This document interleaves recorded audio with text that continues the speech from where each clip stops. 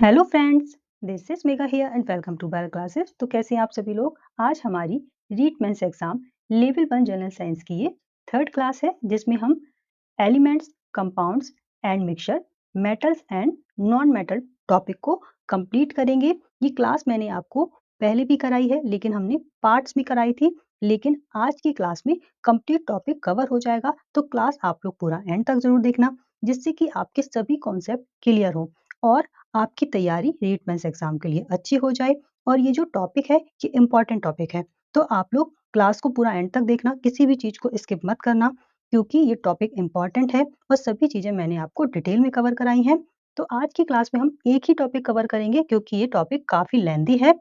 और इससे पहले जनरल साइंस की मैंने आपको 2 क्लासेस करा दी हैं, जिसमें हमने 4 टॉपिक कंप्लीट कर लिए हैं। तो अगर आपने पहले की दोनों क्लासेस नहीं देखी हैं, तो डिस्क्रिप्शन बॉक्स में आपको लिंक मिल जाएगा, वहां से आप उन दोनों क्लासेस को देख लेंगे। और आज का जो टॉपिक है, इस टॉपिक के most important MCQs plus previous year question भी मैंने आपको कराए हैं, तो वो क्लास आप लोग जरूर देखना, जिससे कि आपके सभी कॉन्सेप्ट क्लियर हो जाए। लिंक आपको डिस्क्रिप्शन बॉक्स में दिया है, तो वहां से आप सभी क्लासेस को देख लेंगे। और अगर आपको क्लास में किसी भी पॉइंट में कोई डाउट या कंफ्यूजन होता है, तो आप लोग कमेंट करके पूछ सकते हैं। और रीट मेंस एग्जाम से रिलेटेड आपका कोई क्वेश्चन है, तो भी आप कमेंट करके पूछ सकते हैं। तो चलिए क्लास को हम स्टार्ट करते हैं। तो पहले हम एलिमेंट्स पढ़ेंगे, फिर कंपाउंड और फिर मिक्सर। तो एलिमेंट, कंपाउंड एंड मिक्सचर समझने से पहले मैं आपको मैटर क्या होते हैं ये समझाऊंगी, क्योंकि आप जब मैटर समझ लेंगे तो ये चैप्टर आपको आसानी से समझ में आ जाएगा। तो पहले हम समझेंगे कि मैटर क्या होता है। तो हमारे आसपास जो भी वस्तुएं अवेलेबल हैं, हर एक चीज वो किसी ना किसी पदार्थ, किसी ना किसी मैटर से बनी हुई है। फिर चाहे वो प्लांट हो, एनिमल हो, जो भी चीजें हम यूज करते हैं वो सभी, यहाँ तक कि पूरा का पूरा यूनिवर्स, ये सभी चीजें किसकी बनी हुई है? मैटर की बनी है। तो मैटर क्या है? Matter is anything that has mass and occupies space. पदार्थ वह है जिसमें द्रव्यमान हो और जो स्थान घेरता हो। तो वह वस्तु जिसके पास अपना मास हो, मास को अक्सर हम वेट से कंपेयर करते हैं, और कोई स्पेस यानी कि जगह ले, उसे हम कहते हैं मैटर। फॉर एग्जाम्पल पानी। अगर आप खाली बाल्टी में कुछ पानी डालते हैं, तो उसका वेट जो है वो बढ़ जाएगा और जगह भी ऑक्यूपाई कर लेता है। तो पानी भी मैटर है, पानी के पास अपना मास है और स्पेस भी घेरता है। इसी तरीके से कॉटन, जो भी कपड़े हम पहनते हैं कॉटन के, उसमें वजन भी होता है, मास भी होता है और वो स्पेस भी घेर रहा है। तो जो कॉटन है ये भी मैटर है। इसी तरीके से प्लास्टिक, एयर, बहुत सी ऐसी वस्तुएं जो हमारे आसपास अवेलेबल हैं, ये सभी मैटर से बनी हुई हैं। तो मैटर क्या है ये आपको क्लियर हो गया। अब अगर हम बात करें कि ये जो मैटर है ये किससे बना है, ये बना है एटम से। बहुत से छोटे छोटे एटम होते हैं, उनको मिलाकर मैटर बनता है। अभी हम आगे इन एटम्स को भी समझेंगे कि ये कितने टाइप के होते हैं। तो पहले हमने समझा कि मैटर क्या है और ये मैटर किससे बना है? एटम से। तो अब हम समझेंगे क्लासिफिकेशन ऑफ मैटर। तो जो मैटर होता है वो 2 प्रकार का होता है, नॉन लिविंग और लिविंग। नॉन लिविंग ये 2 टाइप का है, प्योर सब्सटेंस और मिक्सचर। मिक्सचर 2 या 2 से अधिक सब्सटेंस मिक्स्ड हो तो उसे हम मिक्सचर कहते हैं। और प्योर सब्सटेंस, ये तो आपको नाम से ही क्लियर है, एकदम प्योर, शुद्ध, जो एक ही प्रकार के सब्सटेंस से बना है, एक ही सब्सटेंस से बना है, वो है प्योर सब्सटेंस। मिक्सचर के बारे में हम आगे पढ़ेंगे। प्योर सब्सटेंस में पहले हम पढ़ेंगे एलिमेंट्स और फिर पढ़ेंगे कंपाउंड्स। तो अब हम समझेंगे कि एलिमेंट है क्या। तो हमने ये तो समझ लिया कि जो एलिमेंट है वो प्योर सब्सटेंस है, लेकिन ये होता क्या है? तो ऐसे प्योर सब्सटेंस जो बने हैं एक ही टाइप के एटम से, वन टाइप ऑफ एटम्स, एक ही प्रकार के परमाणुओं से बना पदार्थ, जिसके प्रत्येक परमाणु का नाभिकीय आवेश समान होता है, तत्व कहलाता है। फॉर एग्जाम्पल, यहाँ पर आपको एक फिगर दिख रही है, एक पिक्चर दिख रही है गोल्ड की, प्योर गोल्ड, आप सभी ने देखा होगा। अगर हम यहाँ से प्योर गोल्ड की ब्लॉक को ले लें, तो इस प्योर गोल्ड में बहुत सारे छोटे छोटे एटम होते हैं और ये एक ही टाइप के एटम हैं और इनसे बनता है प्योर गोल्ड का ये ब्लॉक। एक ही टाइप के एटम इसमें अवेलेबल हैं प्योर गोल्ड में। इस तरीके से और भी एग्जाम्पल हैं, nitrogen, hydrogen, oxygen, gold, silver, iron, sodium, mercury, etcetera. बहुत सारे एलिमेंट हैं जो बने हैं एक ही टाइप के एटम से, इन्हें हम क्या कहते हैं? एलिमेंट कहते हैं। तत्वों को सरल पदार्थों में विभाजित नहीं किया जा सकता और एलिमेंट टर्म का यूज सबसे पहले रॉबर्ट बॉयल ने किया था।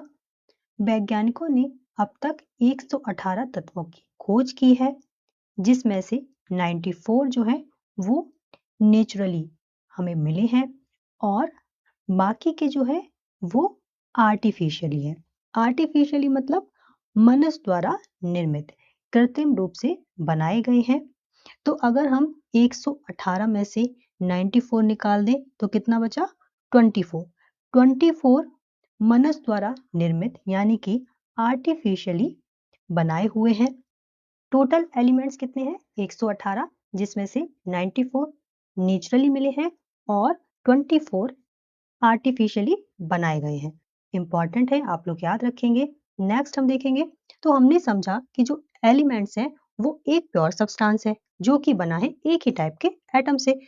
तो एलिमेंट्स के जो पार्टिकल्स होते हैं वो हम कह सकते हैं कि एटम्स होते हैं। कॉन्स्टिट्यूएंट्स पार्टिकल्स ऑफ एलिमेंट्स में एग्जिस्ट एज एटम्स और मॉलिक्यूल्स। तत्वों के घटक कण परमाणु या अणु के रूप में मौजूद हो सकते हैं। कॉन्स्टिट्यूएंट्स पार्टिकल्स का मतलब है जिनसे एलिमेंट बना है।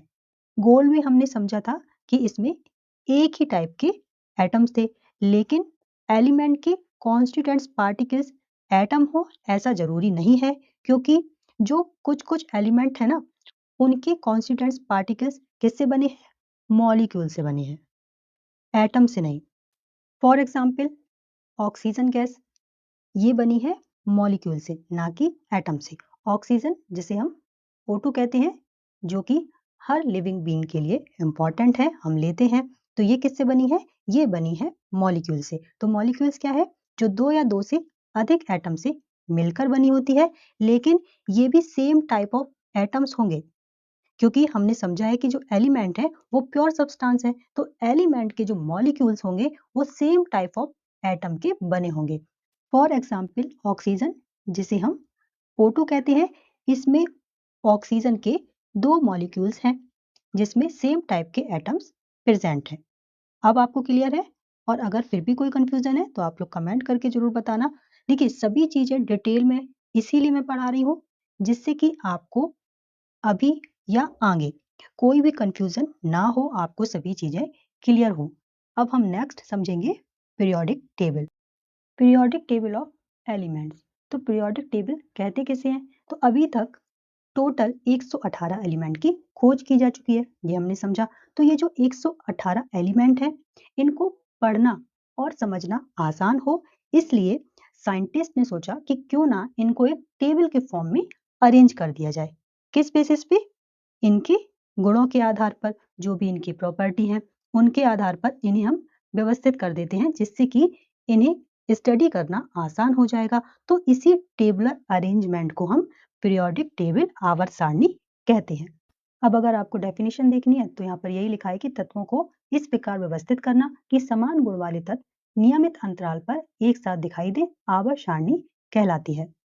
आवर्त सारणी की खोज सबसे पहले 1869 में D.I. मैंडीफ ने की थी।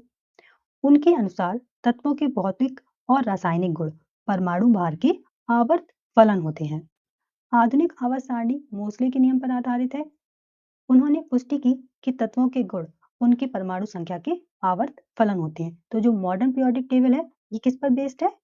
मोस्ले लॉ पर। आप लोग याद रखना इंपॉर्टेंट है। तो मैंडीफ की आवर्त सारणी जब एलिमेंट्स को उनके बढ़ते एटॉमिक वेट परमाणु भार के क्रम में व्यवस्थित किया जाता है, तो समान गुणों यानी कि सिमिलर प्रॉपर्टीज वाले एलिमेंट एक नियमित अंतराल के बाद फिर से रीअपियर यानी कि पुनः प्रकट होते हैं और इन तत्वों को एक टेबल के रूप में व्यवस्थित किया जा सकता है, जिसे मैंडीफ की आवर्त सारणी कहते हैं।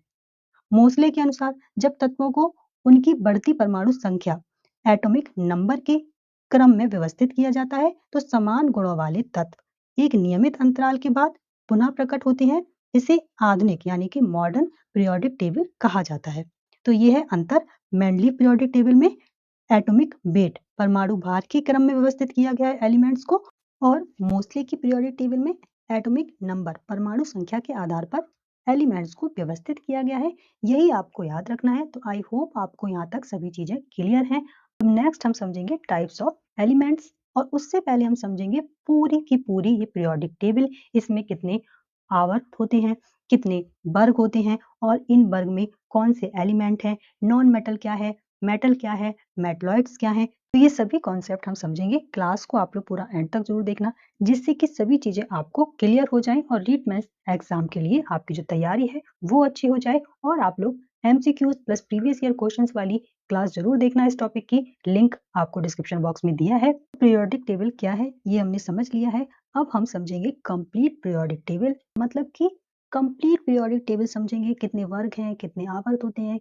कितने ब्लॉक होते हैं, मेटल, नॉन मेटल, मेटलॉइड्स, तो सारी चीजें हम डिटेल में कवर करेंगे। और आपको बिल्कुल चीजें ध्यान से सुननी है, जो भी मैं आपको बोल रही हूँ वो सब मैंने यहाँ पर लिखा हुआ है। तो आप लोग क्लास की पीडीएफ के लिए भी टेलीग्राम चैनल को ज्वाइन कर लेना, नहीं तो आप अपने शॉर्ट टाइप नोट्स भी बना सकते हैं, जिससे कि आपको रिवीजन में बहुत हेल्प मिलेगी। तो चलिए अब हम समझते हैं कि आवर्त सारणी में कितने क्लास और कितने पीरियड होते हैं।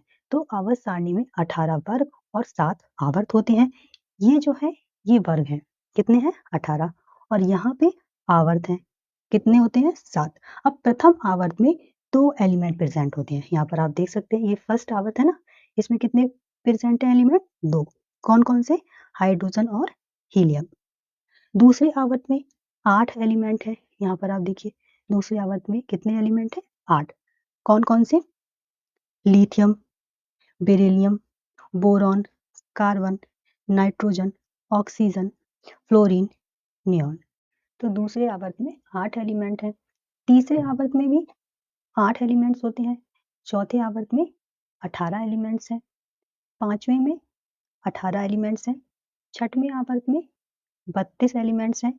और जो सातवां आवर्त है वो मुख्य रूप से अधूरा माना जाता है, क्योंकि इसमें ऐसे तत्व शामिल हैं जो कृत्रिम रूप से आर्टिफिशियली बनाए गए हैं। हमने समझा था ना कि कुछ एलिमेंट्स नेचुरल है और कुछ आर्टिफिशियली बनाए गए हैं। तो जो सातवां आवर्त है इसमें जो एलिमेंट्स हैं वो आर्टिफिशियली बनाए गए हैं और इनका पूरी तरीके से अध्ययन नहीं किया गया है। तो इसका मतलब क्या हुआ कि इन तत्वों के जो गुण हैं और जो व्यवहार है उनको अभी तक पूरी तरीके से समझा या स्टडी नहीं किया गया है। तो सातवें आवर्त में 32 तत्व हैं, लेकिन उनमें से कुछ ट्रांस यूरेनिक यानी कि बियॉन्ड यूरेनियम, यूरेनियम से परे हैं, जो कि अत्यधिक अस्थिर और तेजी से क्षय यानी कि डिके होते हैं। इसीलिए सातवां आवर्त जो है वो अधूरा माना जाता है। तो सातवां आवर्त अधूरा है। अब परमाणु संख्या 57 से 71 तक, इसको लेंथेनाइड श्रेणी कहा जाता है। क्या कहा जाता है, लेंथेनाइड श्रेणी।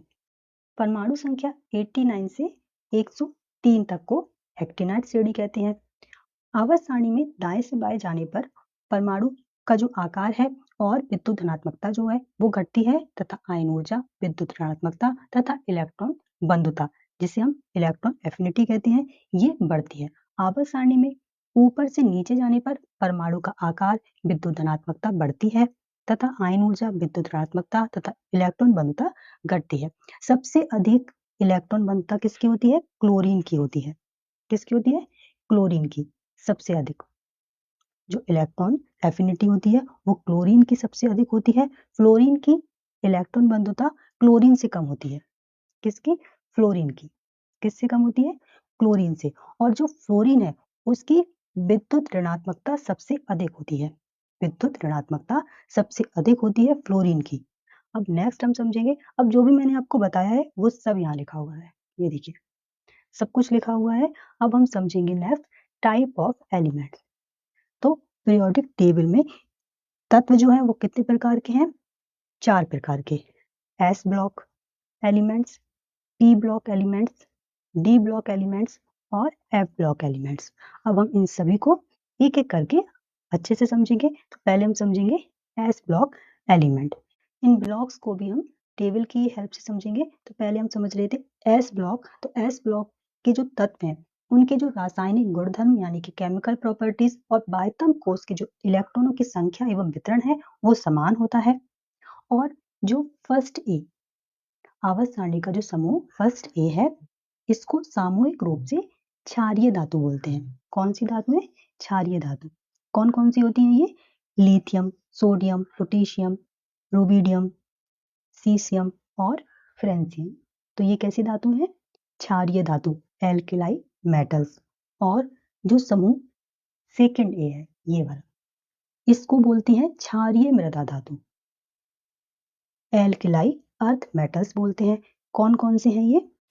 Beryllium, magnesium, calcium, strontium, barium और लास्ट रेडियम।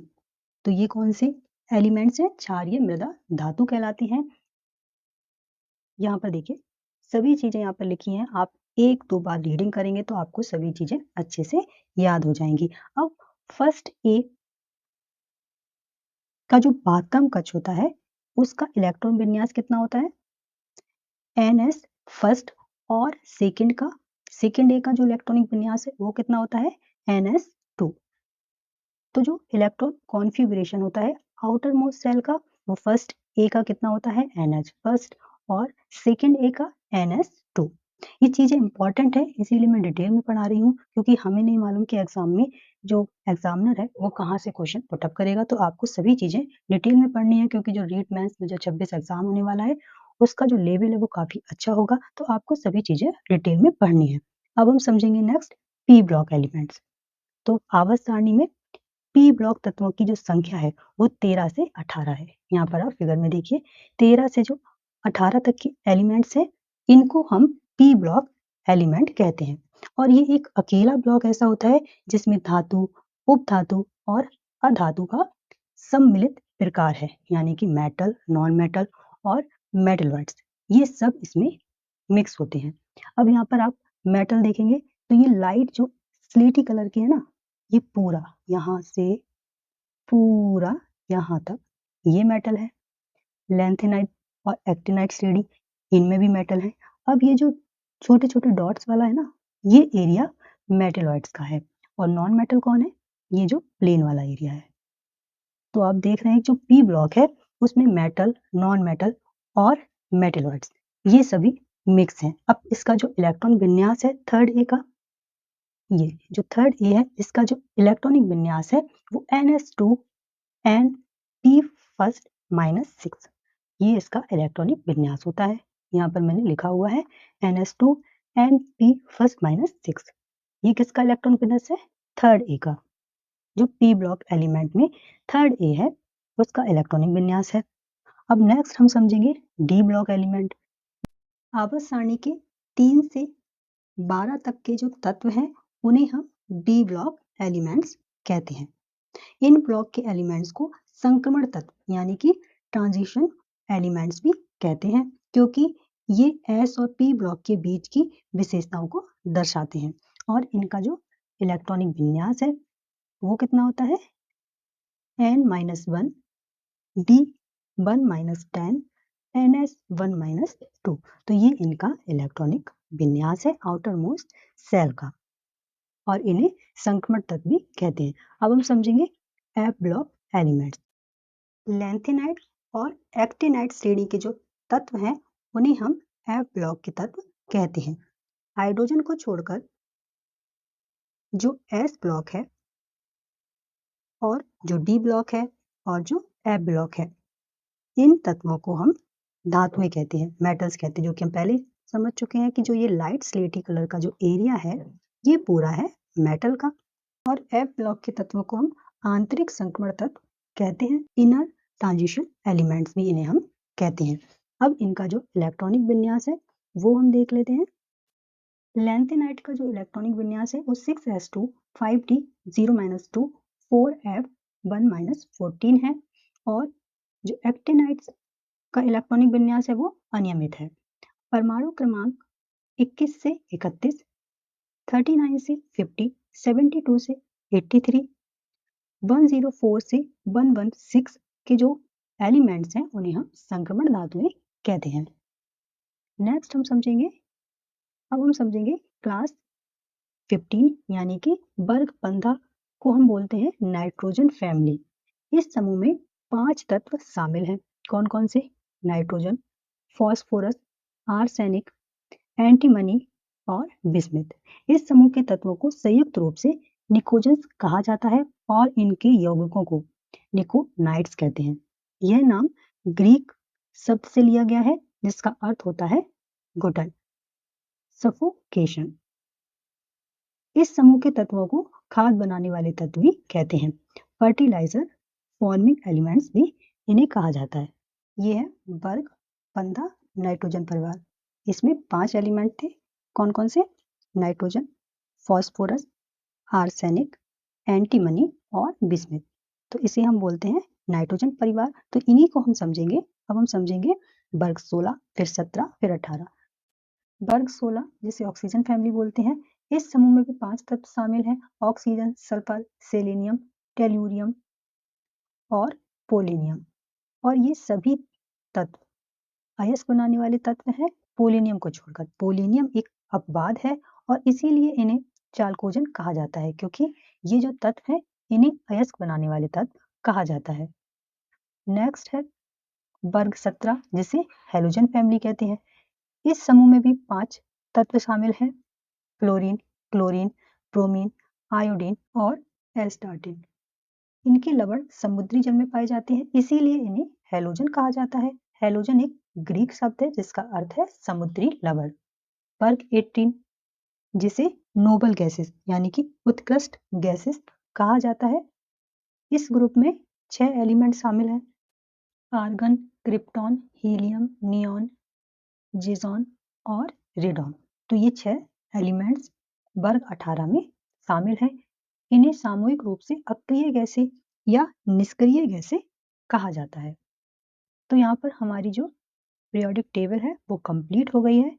सभी चीज़ें मैंने आपको एक्सप्लेन कर दी हैं।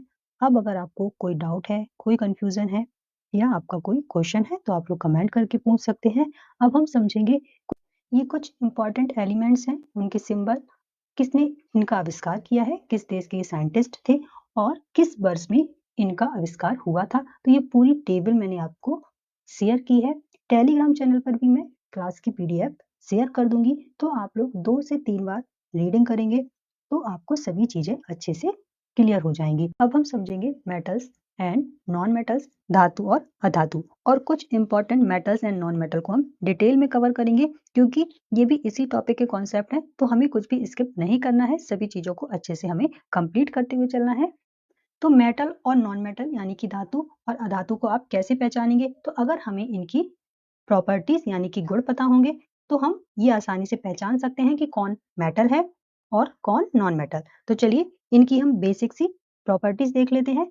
तो पहले हम समझेंगे इनका मेल्टिंग पॉइंट। तो इनका जो मेल्टिंग पॉइंट है वो हाई होता है, यानी कि जब आप इनको मेल्ट करेंगे तो हमें हाई टेम्परेचर की जरूरत होगी, क्योंकि जो धातु होती हैं वो काफी कठोर होती हैं, ये भी हम आगे समझेंगे इनकी प्रॉपर्टीज में।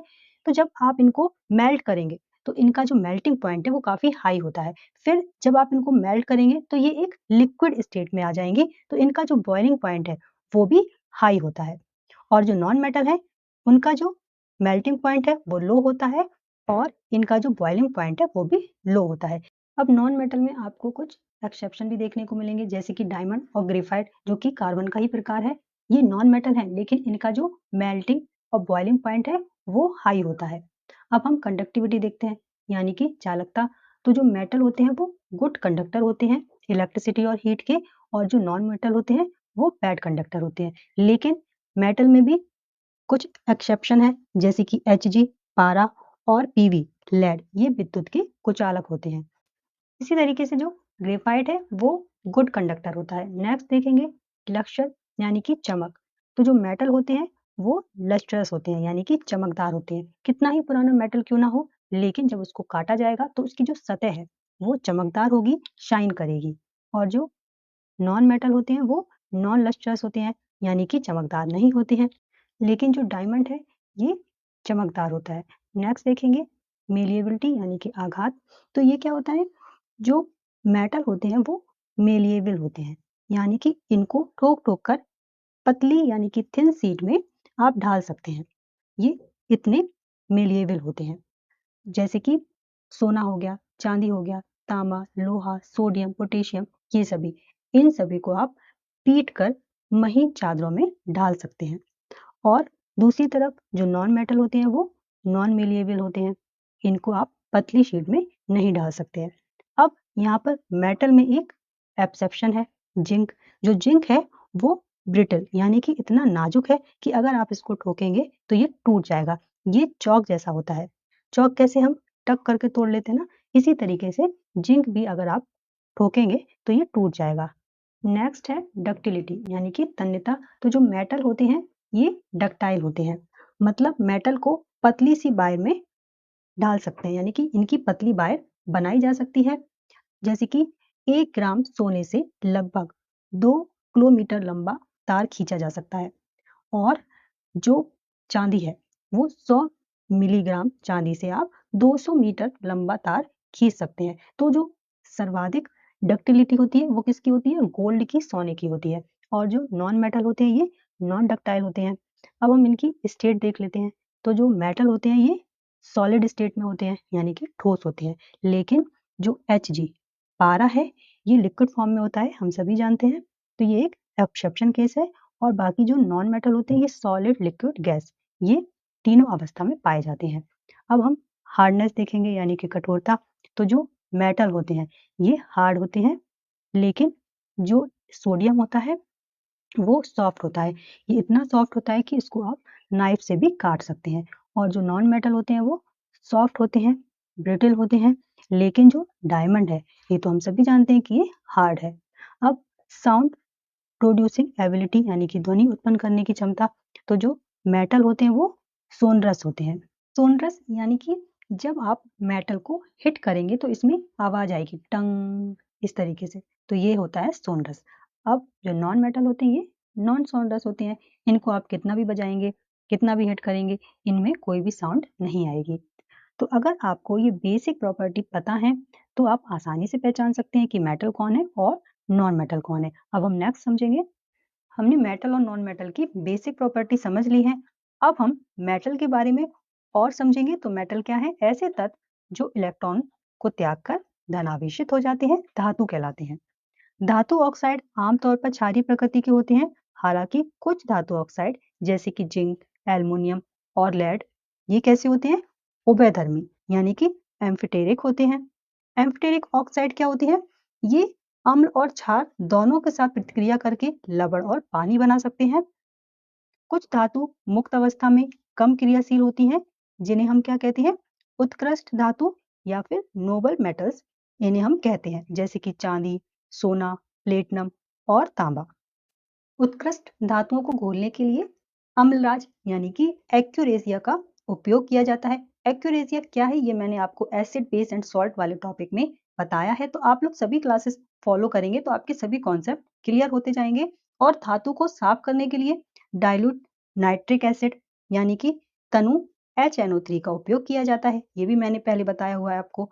तांबा, कॉपर, ये जो होता है ये HCl यानी कि हाइड्रोक्लोरिक अम्ल के साथ अभिक्रिया नहीं करता है। कौन? तांबा। तो ये कुछ चीजें एक्स्ट्रा पॉइंट जो मैं बता रही हूँ ये आप लोग याद रखेंगे या फिर आप लोग कहीं नोट करते हुए चलेंगे। पोटेशियम और सोडियम धातुएं हवा के साथ तेजी से प्रतिक्रिया करती हैं और आग पकड़ लेती हैं, इसीलिए इन्हें मिट्टी के तेल में यानी कि केरोसिन ऑयल में रखा जाता है। एल्युमिनियम और टाइटेनियम को भविष्य की धातु कहा जाता है। पोटेशियम सबसे अधिक क्रियाशील धातु है, जबकि सबसे कम क्रियाशील धातु सोना है। Next, the order of conductivity of metal is as follow. तो जो धातु की कंडक्टिविटी का क्रम है वो हम देखेंगे।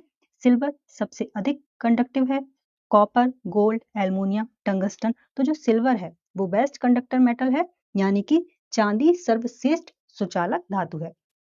प्रकृति में धातुओं की उपस्थिति। तो प्रकृति में धातुएं मुक्त यानी कि असंयुक्त और संयुक्त दोनों अवस्था में पाई जाती हैं। इन फ्री स्टेट मुक्त अवस्था में सोना, चांदी और प्लेटिनम जैसी कम क्रियाशील धातुएं अपनी स्थिति के कारण मुक्त अवस्था में पाई जाती हैं। संयुक्त अवस्था में अधिकांश अन्य धातु अपनी उच्च प्रतिक्रियाशीलता के कारण ऑक्साइड, सल्फाइड या कार्बोनेट जैसी संयुक्त अवस्था में पाई जाती हैं। नेक्स्ट देखेंगे मिनरल्स यानी कि खनिज क्या है। तो प्राकृतिक रूप में पाए जाने वाले रासायनिक पदार्थ जो खनन के माध्यम से प्राप्त होते हैं खनिज कहलाते हैं। नेक्स्ट, अयस्क, वे खनिज पदार्थ जिनसे धातुओं का निष्कर्षण कम लागत में किया जा सकता है अयस्क कहलाते हैं। तो अयस्क क्या है? वे खनिज जिनसे कम लागत का मतलब क्या है? मूलवान सामग्री को किफायती तरीके से प्राप्त किया जा सकता है, इन्हें हम अयस्क कहते हैं। अयस्क खनिजों का ही एक उपसमूह है। अयस्क में धातु के अतिरिक्त उपस्थित अन्य अनुपयुक्त पदार्थ को गैंग्यू या फिर गैंग कहते हैं। तो अयस्क से धातुओं को किफायती रूप से निकाला जा सकता है। फॉर एग्जाम्पल आयरन और लोह अयस्क एक प्रकार का खनिज है जिसमें लोहा होता है और विभिन्न प्रकार के लोहा अयस्क जैसे कि हेमेटाइट, मैग्नेटाइट को उनके लोहा तत्व के लिए खनन किया जाता है। इसी तरीके से बॉक्साइट एक खनिज है जिससे एल्युमिनियम निकाला जाता है। तो आई होप आपको यहाँ तक सभी चीजें क्लियर है। अब एक हम पूरी टेबल देखेंगे जिसमें अयस्क है और उनका फॉर्मूला है और किस अयस्क से कौन सी धातु प्राप्त होती है ये हम समझेंगे। कॉपर पाइराइट CuFeS2, इस अयस्क से कौन सी धातु प्राप्त करते हैं? तांबा। हेमेटाइट Fe2O3, इससे हमें आयरन प्राप्त होता है। मैग्नेटाइट Fe3O4, इससे भी आयरन धातु प्राप्त होती है। बॉक्साइड Al2O3.2H2O, इससे एल्युमिनियम प्राप्त करते हैं। पाइरोलुसाइड MnO2, मैग्नीज प्राप्त होता है। जिंक ब्लेड ZnS, इससे हमें जिंक प्राप्त होता है। क्रोमाइट Cr2O3.FeO, इससे क्रोमियम प्राप्त होता है। पिच ब्लेड U3O3, यूरेनियम प्राप्त होता है। मोनेजाइट THO2, थोरियम, इससे हमें प्राप्त होता है। तो ये सभी इंपॉर्टेंट अयस्क हैं और इनके फॉर्मूला और किस अयस्क से कौन सा मेटल प्राप्त होता है ये पूरी टेबल दी हुई है और इस क्लास की PDF मैं टेलीग्राम चैनल पर शेयर कर दूंगी। पहले आप लोग टेलीग्राम चैनल से जुड़ जाइए, उसके बाद सभी PDF मैं आपको 1 बाय 1 करके शेयर कर दूंगी। तो आप लोग 2 से 3 बार रीडिंग करेंगे तो आपको सभी चीजें अच्छे से क्लियर हो जाएंगी। प्रकृति में सर्वाधिक मात्रा में पाई जाने वाली धातु में लोहा दूसरे स्थान पर है और ये संयुक्त अवस्था में पाया जाता है। Next, metallurgy. धातु कर्म क्या है? अयस्क से शुद्ध अवस्था में धातु प्राप्त करने की प्रक्रिया को मेटल एक्सट्रैक्शन यानी कि धातु निष्कर्षण या धातु कर्म कहते हैं। तो अयस्क से शुद्ध धातु प्राप्त करने की जो प्रक्रिया होती है उस प्रक्रिया को धातु कर्म कहते हैं। उपधातु यानी कि मेटलॉइड्स क्या है? कुछ तत्व धातुओं और अधातुओं के बीच गुण दिखाते हैं, इन्हीं को हम क्या बोलते हैं? उपधातु या मेटलॉइड्स कहते हैं। For example boron, silicon, germanium etcetera, ये सभी क्या है? मेटलॉइड्स हैं। बोरॉन का उपयोग इस्पात, जिसे हम स्टील भी कहते हैं, इस्पात को कठोर बनाने में, कांच के उत्पादन में। बोरॉन के रेडियो आइसोट्रॉप यानी कि रेडियो समस्थानिक का उपयोग कैंसर कीमोथेरेपी में किया जाता है। बोरॉन फाइबर का उपयोग हवाई जहाज बनाने के लिए किया जाता है। अब नेक्स्ट हम समझेंगे कुछ major metals and non metal को डिटेल में हम समझेंगे। तो फर्स्ट है हाइड्रोजन। हाइड्रोजन की खोज हेनरी कैवेंडिश ने 1766 में की थी। हाइड्रोजन नाम लेवोइसियर ने दिया था। और जो हाइड्रोजन है यह पीरियोडिक टेबल का फर्स्ट एलिमेंट है। जब हमने आवर्त सारणी समझी थी तब हमने देखा था एटॉमिक नंबर इसका कितना होता है? 1 होता है और मास कितना होता है? 1.008 होता है। हाइड्रोजन के 3 समस्थानिक हैं, कौन कौन से? प्रोटियम, ड्यूटेरियम और ट्राइटियम। तो ये 3 आइसोटॉप्स होते हैं हाइड्रोजन के। और ड्यूटेरियम जो है वो भारी हाइड्रोजन भी इसको कहते हैं। किसको? ड्यूटेरियम को। हाइड्रोजन सबसे सरलतम तत्व है और ब्रह्मांड में सर्वाधिक पाया जाने वाला तत्व है तथा न्यूट्रॉन रहित तत्व है। इसे भविष्य का ईंधन यानी कि फ्यूल ऑफ द फ्यूचर इसको कहते हैं और इसे स्ट्रे एलिमेंट यानी कि आवारा तत्व भी कहते हैं, क्योंकि इसका स्थान जो पीरियोडिक टेबल में इसका स्थान है वो अस्थायी है, इसीलिए इसे स्ट्रे एलिमेंट भी कहते हैं। और गैसों में जो हाइड्रोजन गैस है वो सबसे हल्की गैस है। यह एक रंगहीन गैस है। हाइड्रोजन लोएस्ट टेम्परेचर यानी कि न्यूनतम तापमान पर द्रव अवस्था में बदल जाती है। तो ये जो चीजें मैं आपको बता रही हूँ एक्स्ट्रा पॉइंट वो भी आप लोग याद रखेंगे। हाइड्रोजन सर्वाधिक आयनन विभव एवं विशिष्ट ऊष्मा वाला तत्व है। यह प्रकृति में सबसे हल्का तत्व है। हाइड्रोजन स्वयं ज्वलनशील है, इसीलिए इसे ज्वलनशील वायु भी कहा जाता है। हाइड्रोजन ऑक्सीजन के साथ मिलकर विस्फोटक बनाता है, इसलिए इसका उपयोग अंतरिक्ष रॉकेट में ईंधन के रूप में किया जाता है। हाइड्रोजन का उपयोग वेल्डिंग के काम में भी किया जाता है। वनस्पति तेलों को हाइड्रोजनीकरण द्वारा वनस्पति घी में परिवर्तित किया जा सकता है। हाइड्रोजन का कैलोरी मान सबसे अधिक होता है। अब नेक्स्ट हम समझेंगे नाइट्रोजन। तो नाइट्रोजन की खोज डेनियल रदरफोर्ड ने की थी। यह वायुमंडल में सबसे प्रचुर मात्रा में पाई जाने वाली गैस है।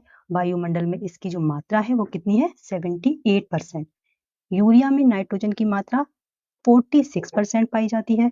नाइट्रोजन का उपयोग उर्वरक बनाने में भी किया जाता है। आजकल नाइट्रोजन गैस को हवा के रूप में टायरों में भी भरा जाता है। बिजली के बल्बों में नाइट्रोजन भरी जाती है।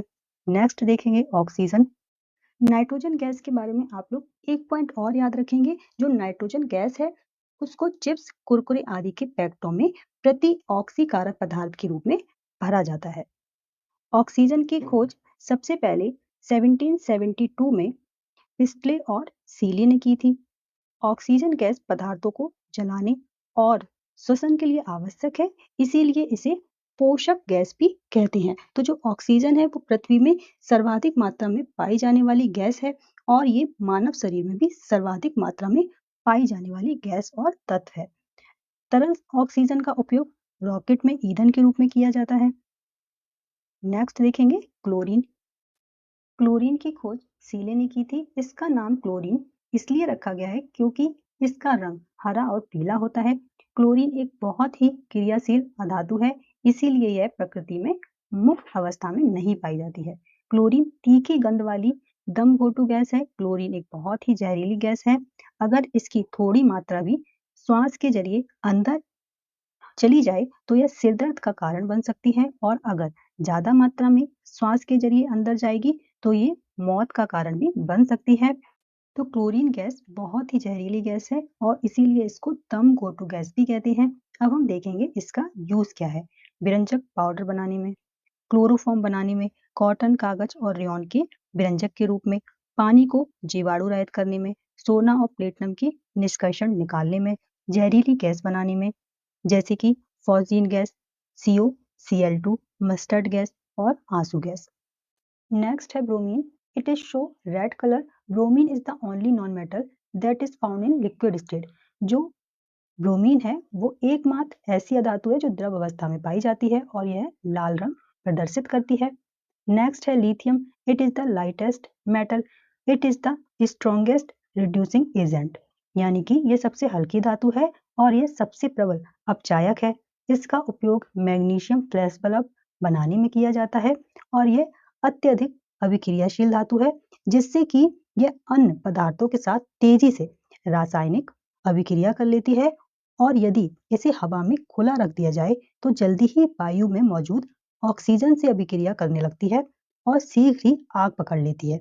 इसीलिए इसको पैराफिन मोम में लपेट कर रखा जाता है। किस में लपेट कर रखते हैं? पैराफिन बैग्स, यानी कि पैराफिन मोम में लपेट कर इसको रखा जाता है। नेक्स्ट है एल्युमिनियम। पृथ्वी के भूगर्भ में सर्वाधिक 7% पाई जाने वाली धातु है। तो जो एल्युमिनियम है वो अर्थ क्रस्ट में सर्वाधिक पाई जाने वाली धातु है। कितने परसेंट? 7% पाई जाती है। नेक्स्ट देखेंगे mercury. Mercury is the only liquid metal. It is also called quick silver. तो जो मर्क्यूरी है वो एकमात्र द्रव धातु है और इसे क्विक सिल्वर भी कहा जाता है। यह सबसे कम गलनांक वाली धातु है। हमने पढ़ा था कि जो वो मेटल होती हैं उनका जो मेल्टिंग पॉइंट होता है वो हाई होता है, लेकिन जो मर्क्यूरी है, जो पारा है, इसका मेल्टिंग पॉइंट लो होता है। मर्क्यूरी इज एक्सट्रैक्टेड फ्रॉम सिनोबार, और पारा जो है वो सिनेबार अयस्क से निष्कर्षित किया जाता है, निकाला जाता है, यानी कि एक्सट्रैक्ट किया जाता है। Mercury is a bad conductor of heat and electricity. तो हमने पढ़ा था कि जो मेटल होते हैं वो गुड कंडक्टर होते हैं इलेक्ट्रिसिटी और हीट के, लेकिन जो मर्क्यूरी है ये बैड कंडक्टर है हीट और इलेक्ट्रिसिटी का। इसका उपयोग बोरोमीटर यानी कि दाबमापी और थर्मामीटर यानी कि तापमापी में किया जाता है, और इसकी अधिकता से मिनी माता रोग हो जाता है। तो जो मर्क्यूरी है अगर इसकी अधिकता हो जाएगी तो कौन सी डिसीज हो जाती है? मिनी माता। नेक्स्ट देखेंगे ऑस्मियम।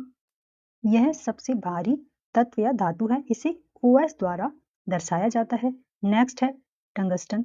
टंगस्टन सबसे अधिक गलनांक वाला धातु या तत्व है। टंगस्टन का जो गलनांक होता है वो कितना है? 3500 डिग्री सेंटीग्रेड। बल्ब का फिलामेंट टंगस्टन का बना होता है, जबकि फ्लैश बल्ब का फिलामेंट मैग्नीशियम मिश्र धातु से बना होता है। भारत में टंगस्टन का उत्पादन राजस्थान की डेगाना खान से होता है, तो ये इंपॉर्टेंट है, आप लोग याद रखना। जो टंगस्टन है इसका जो उत्पादन है कहाँ पर होता है? राजस्थान में डेगाना खान में। नेक्स्ट है technetium, the first man made element, यह पहला मानव निर्मित तत्व है। नेक्स्ट है सीजियम, सबसे बड़े परमाणु आकार वाला तत्व है। यूरेनियम 92U235 यूरेनियम, इसका उपयोग परमाणु भट्टी में ईंधन के रूप में किया जाता है। भारत में यूरेनियम का सबसे बड़ा उत्पादन झारखंड में है। यूरेनियम के 3 समस्थानिक हैं। फर्स्ट है 92U234, सेकेंड है 92U235, थर्ड है 92U238। नेक्स्ट है सोडियम। सोडियम जो है यह इतनी नरम धातु है कि इसको चाकू से भी आसानी से काटा जा सकता है। सड़कों पर जलते पीले लैंप में सोडियम धातु होती है। तो जो सड़कों पर येलो कलर की स्ट्रीट लाइट होती है उसमें सोडियम धातु होती है, क्योंकि ये एक मोनोक्रोमैटिक यानी कि एक वर्णी है और पानी की बूंदों से गुजरने पर स्प्लिट यानी कि विभक्त नहीं होती है। और इसको मिट्टी के तेल में रखा जाता है, यानी कि इसको केरोसिन ऑयल में रखा जाता है, क्योंकि यह अत्यधिक क्रियाशील है और वायुमंडलीय ऑक्सीजन व जल से क्रिया करके जल्दी ही आग पकड़ लेती है। सोडियम का उपयोग अब स्फोटक रोधी यौगिकों के निर्माण में किया जाता है। नेक्स्ट देखेंगे पोटेशियम। पोटेशियम का लैटिन नाम कैलियम है। पोटाश नामक पदार्थ से इसको प्राप्त किया जाता है। इसमें चांदी जैसी सफेद चमक होती है, सबसे अधिक क्रियाशील धातु है, इसीलिए यह प्रकृति में कभी भी मुक्त अवस्था में नहीं पाई जाती है। पोटेशियम के कारण लहसुन और प्याज में गंध आती है। पोटेशियम यह कमरे के तापमान पर नरम होती है, इसीलिए इसे चाकू से भी काटा जा सकता है। तो जो पोटेशियम है और सोडियम है ये इतनी सॉफ्ट धातु है कि इनको नाइफ से भी काटा जा सकता है। अब जो पोटेशियम है इसको केरोसिन ऑयल यानी कि मिट्टी के तेल में रखते हैं, क्योंकि जो पोटेशियम है ये हवा के संपर्क में आते ही स्वतः आग पकड़ लेती है। अब हम समझेंगे major metals and non metals में गोल्ड यानी कि सोना, यह एक मुक्त अवस्था में पाई जाने वाली धातु है। शुद्ध सोना कितने कैरेट का होता है? 24 कैरेट का। सोने की शुद्धता किस में मापी जाती है? कैरेट में। और जो हीरे का वजन है वो भी हम कैरेट में ही मापते हैं। सोने के आभूषण 22 कैरेट सोने से ही बनाए जाते हैं। जो सोने के आभूषण होते हैं वो 22 कैरेट गोल्ड के बनाए जाते हैं।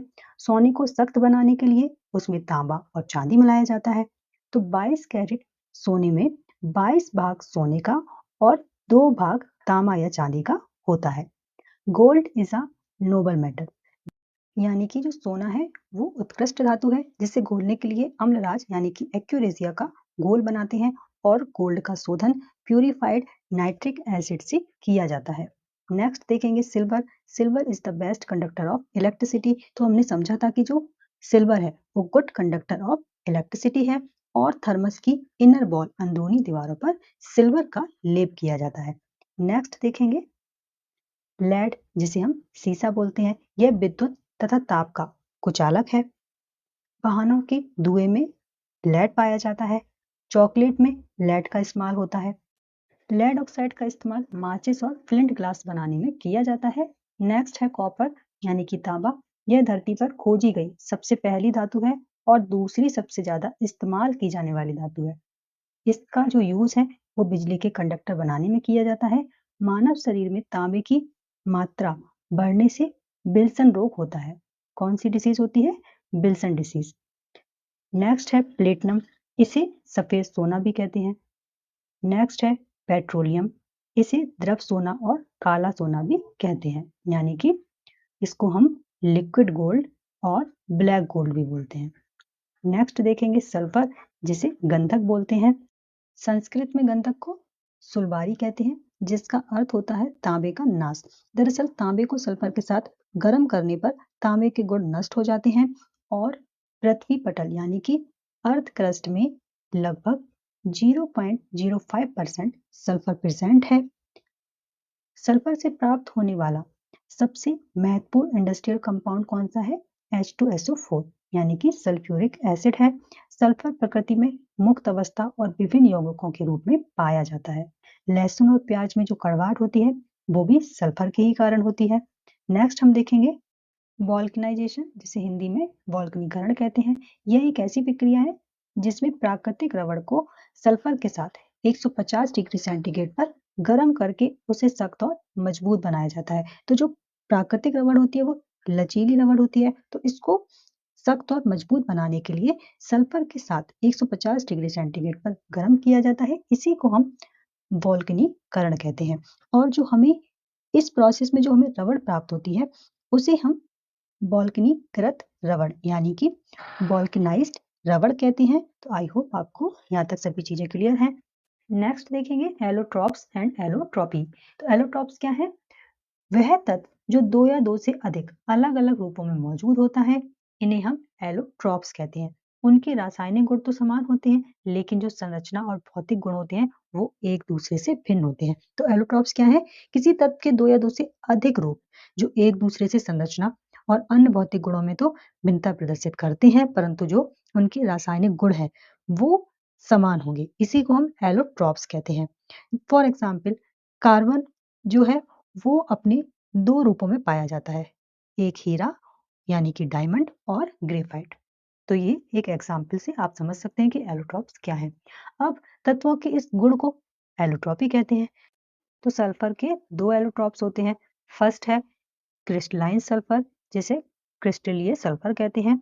दूसरा है एमोर्फिस सल्फर, जिसे अक्रिस्टलीय सल्फर कहते हैं। अब इनको हम एक एक करके समझेंगे।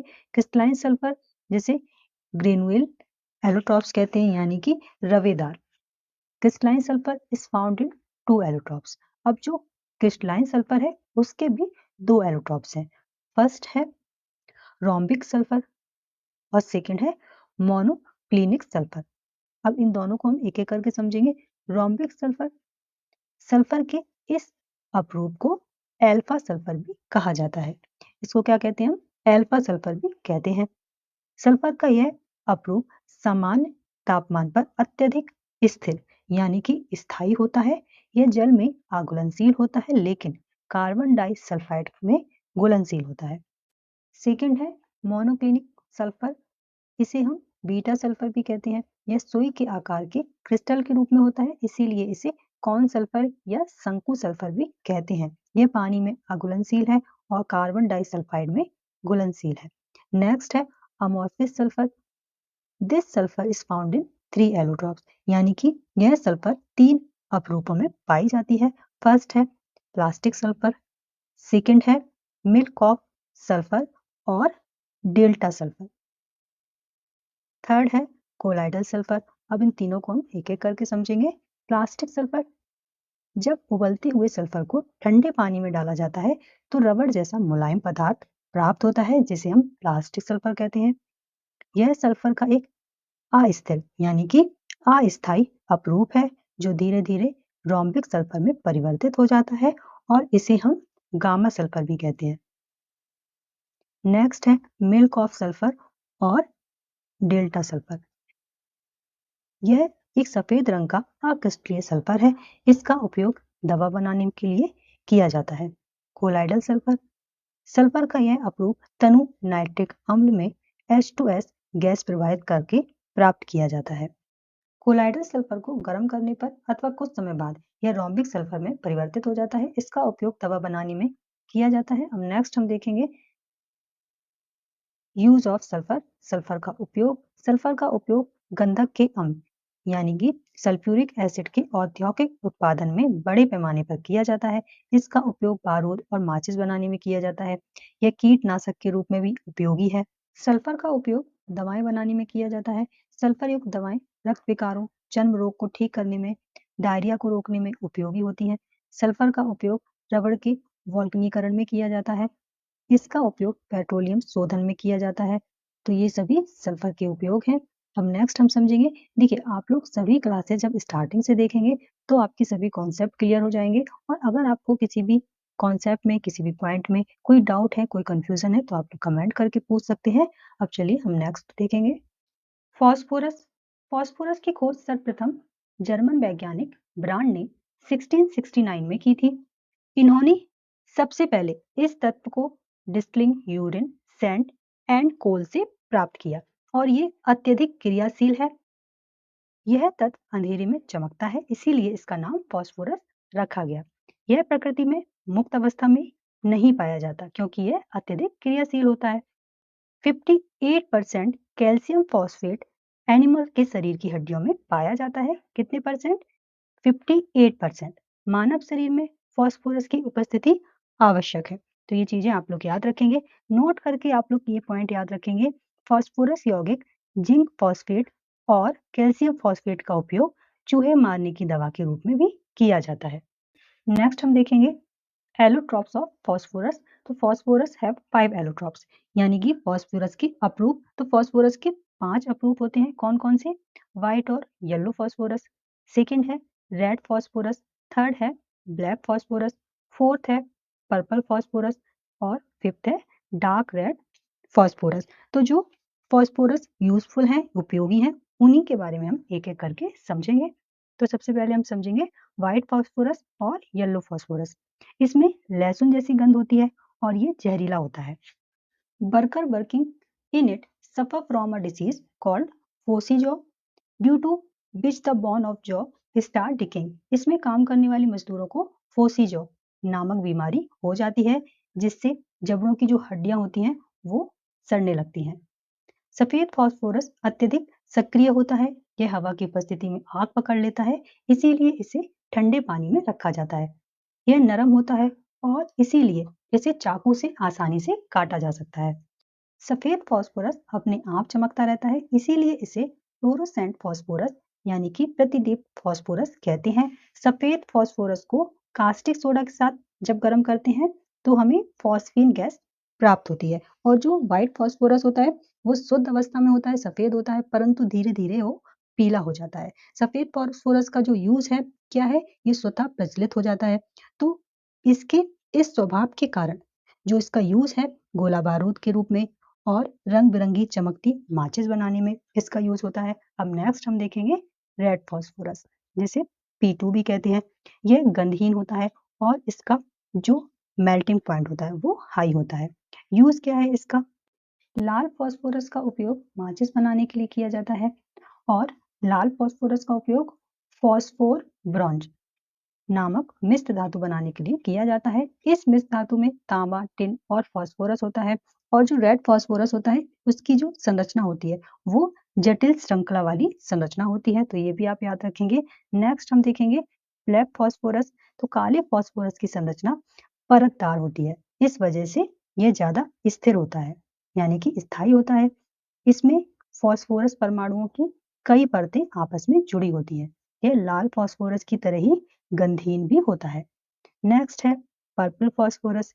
इसे हिट्रॉफ धातु फॉस्फोरस के नाम से भी जाना जाता है। किस नाम से? हिट्रॉफ मेटेलिक फॉस्फोरस के नाम से भी इसे जाना जाता है। नेक्स्ट देखेंगे तो जो मेजर मेटल और नॉन मेटल थे वो यहाँ पर कंप्लीट हो गए हैं।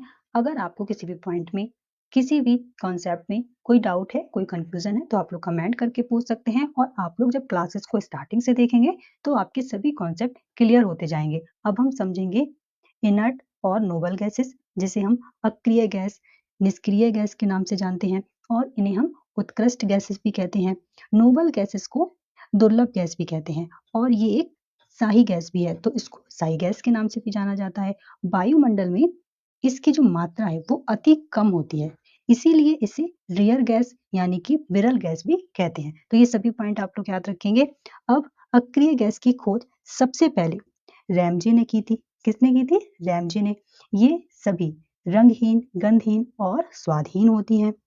हीलियम को छोड़कर इनकी अंतिम कक्षा में 8 इलेक्ट्रॉन होते हैं और इसका इलेक्ट्रॉनिक विन्यास कितना होता है? ns2, np6। अतः कक्ष पूर्णता के कारण रासायनिक रूप से ये अक्रिय होती हैं। They are also called rare gases. तो ये हम समझ चुके हैं कि ये जो गैसेस होती हैं ये वायुमंडल में अल्प मात्रा में पाए जाने के कारण इनको रेयर गैसेस भी कहते हैं। वर्तमान समय में प्रकृति में निम्न अक्रिय गैसें पाई जाती हैं। कौन कौन सी? Helium, neon, argon, krypton, xenon और रेडॉन। अब हम इनको एक एक करके समझेंगे। फर्स्ट है helium. It was discovered by Franklin and Lockyer. तो इसकी खोज सबसे पहले फ्रैंकलिन और लोकियर ने की थी। और जो हीलियम है यह ब्रह्मांड में दूसरा सर्वाधिक पाया जाने वाला तत्व है, तो आप लोग याद रखेंगे।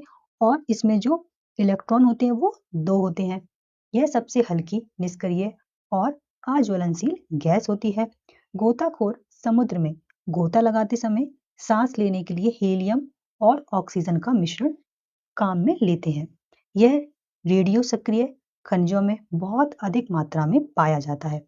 वायु में इसकी मात्रा 0.005% होती है। नेक्स्ट देखेंगे neon. Neon gas is needed used in discharge tube, lamps and aircraft tubes for various purpose including optical decoration, advertising and signalling, landing airplanes. तो जो नियॉन गैस है इसका उपयोग discharge tube, lamps, aircraft tube में किया जाता है। Airport पर उतरते एयरप्लेन को सिग्नल देने में, ऑप्टिकल डेकोरेशन, एडवर्टाइजिंग में इसी तत्व का प्रयोग किया जाता है। और जब बिजली का करंट इसके माध्यम से गुजरता है तो यह लाल नारंगी चमक के लिए जाना जाता है, जो इसे साइनेज और सिग्नलिंग के लिए आदर्श बनाता है। नेक्स्ट देखेंगे argon. It was discovered by Ramsay. तो जो आर्गन है इसकी खोज रैमजे ने की थी। और वायुमंडल में जो आर्गन है वो अक्रिय गैस के रूप में सर्वाधिक मात्रा में पाई जाती है। Most abundant from in the atmosphere. तो जो आर्गन है वो वायुमंडल में अक्रिय गैस के रूप में सर्वाधिक पाई जाती है। ट्यूबलाइट्स और बल्ब में आर्गन का उपयोग किया जाता है। इसका उपयोग मिश्र धातुओं की आर्क वेल्डिंग में निष्क्रिय वातावरण उत्पन्न करने के लिए किया जाता है। नेक्स्ट है क्रिप्टॉन। इस गैस का उपयोग समुद्र में दिशा दिखाने के लिए बल्बों में किया जाता है। जिनॉन। अक्रिय गैस में से जिनॉन के सबसे अधिक यौगिक पाए जाते हैं। नेक्स्ट है रेडॉन। यह सबसे भारी गैस है और ये वायुमंडल में नहीं पाई जाती है। जो रेडॉन गैस है वो भूमिगत पाई जाती है, जो भूकंप या ज्वालामुखी विस्फोटक के दौरान निकलती है। रेडॉन अक्रिय गैस का निर्माण रेडियम से किया जाता है। इसका निर्माण कैसे होता है? रेडियम से होता है। इसका उपयोग कैंसर के उपचार में किया जाता है। इसका उपयोग घातक फोड़े और ना भरने वाले घाव के उपचार में भी किया जाता है। रेडॉन एक रेडियोधर्मी तत्व है। ये इंपॉर्टेंट है, आप लोग याद रखेंगे। Radon is a radio active element. अब नेक्स्ट हम देखेंगे। तो अब हम कुछ इंपॉर्टेंट पॉइंट और समझेंगे नोबल गैसेस के बारे में। तो जो बिजली के बल्ब होते हैं उनमें उत्कृष्ट गैस भरी जाती है और रेडियो ट्यूब्स में आर्गन गैस भरी जाती है। विद्युत साइन बोर्ड में रंगीन दीप्त पाने के लिए नियॉन और अन्य गैसेस का इस्तेमाल किया जाता है। कम तापमान पर उत्कृष्ट गैसों में विद्युत विसर्जन प्रवाहित करने पर अलग अलग रंगों की दीप्ति मिलती है। फॉर एग्जाम्पल हीलियम से पीली, नियॉन से लाल, आर्गन से लाल या नीली, क्रिप्टॉन से पीली या हरी, जिनॉन से नीली या हरी दीप्ति मिलती है। तो ये कुछ इंपॉर्टेंट पॉइंट थे नोबल गैसेस के बारे में। तो यहाँ पर हमारी नोबल गैसेस कंप्लीट हो गई। अब हम कुछ और मोस्ट इंपॉर्टेंट गैसेस के बारे में जानेंगे। फर्स्ट है ओजोन, जिसे O3 गैस भी कहते हैं। Ozone is an allotrope of oxygen. ये किसका अपरूप है? ऑक्सीजन का। इस यौगिक से नवजात ऑक्सीजन प्राप्त होती है, जो एक तीव्र ऑक्सीकारक है। वायुमंडल में ओजोन गैस की एक परत होती है। यह परत सूर्य की किरणों से आने वाली हानिकारक परावैंगनिक विकिरणों को रोकती है। इस प्रकार यह गैस एक सुरक्षात्मक परत के रूप में कार्य करती है। ओजोन गैस के महत्वपूर्ण औद्योगिक उपयोग इस प्रकार हैं। कृत्रिम रेशम के निर्माण में, ब्लीचिंग यानी कि विरंजक के रूप में, रोगाणुनाशक के रूप में, पीने के जल के शुद्धिकरण में। ओजोन का उपयोग कीटाणुनाशक के रूप में भी किया जाता है और वायु शोधन यानी कि वायु को शुद्ध करने के लिए भी इसका उपयोग किया जाता है। पोटेशियम परमैंगनेट यौगिक बनाने में। तो इन सभी में ओजोन गैस का यूज किया जाता है। अब नेक्स्ट हम देखेंगे हाइड्रोजन परऑक्साइड। हाइड्रोजन परऑक्साइड की खोज थ्रीनॉट ने की थी। इसका जो स्ट्रक्चर है वो इस प्रकार है HOOH। तो जो इसका केमिकल फॉर्मूला है वो क्या हो जाएगा? H2O2। और ये दोनों ही प्रॉपर्टी शो करता है कौन कौन सी?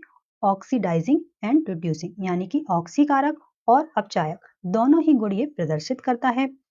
इसके ऑक्सीकारक गुण अधिक होते हैं और ये फीका, नीला, गंधहीन और गाढ़ा द्रव होता है। अब हम इसके मुख्य उपयोग देख लेते हैं।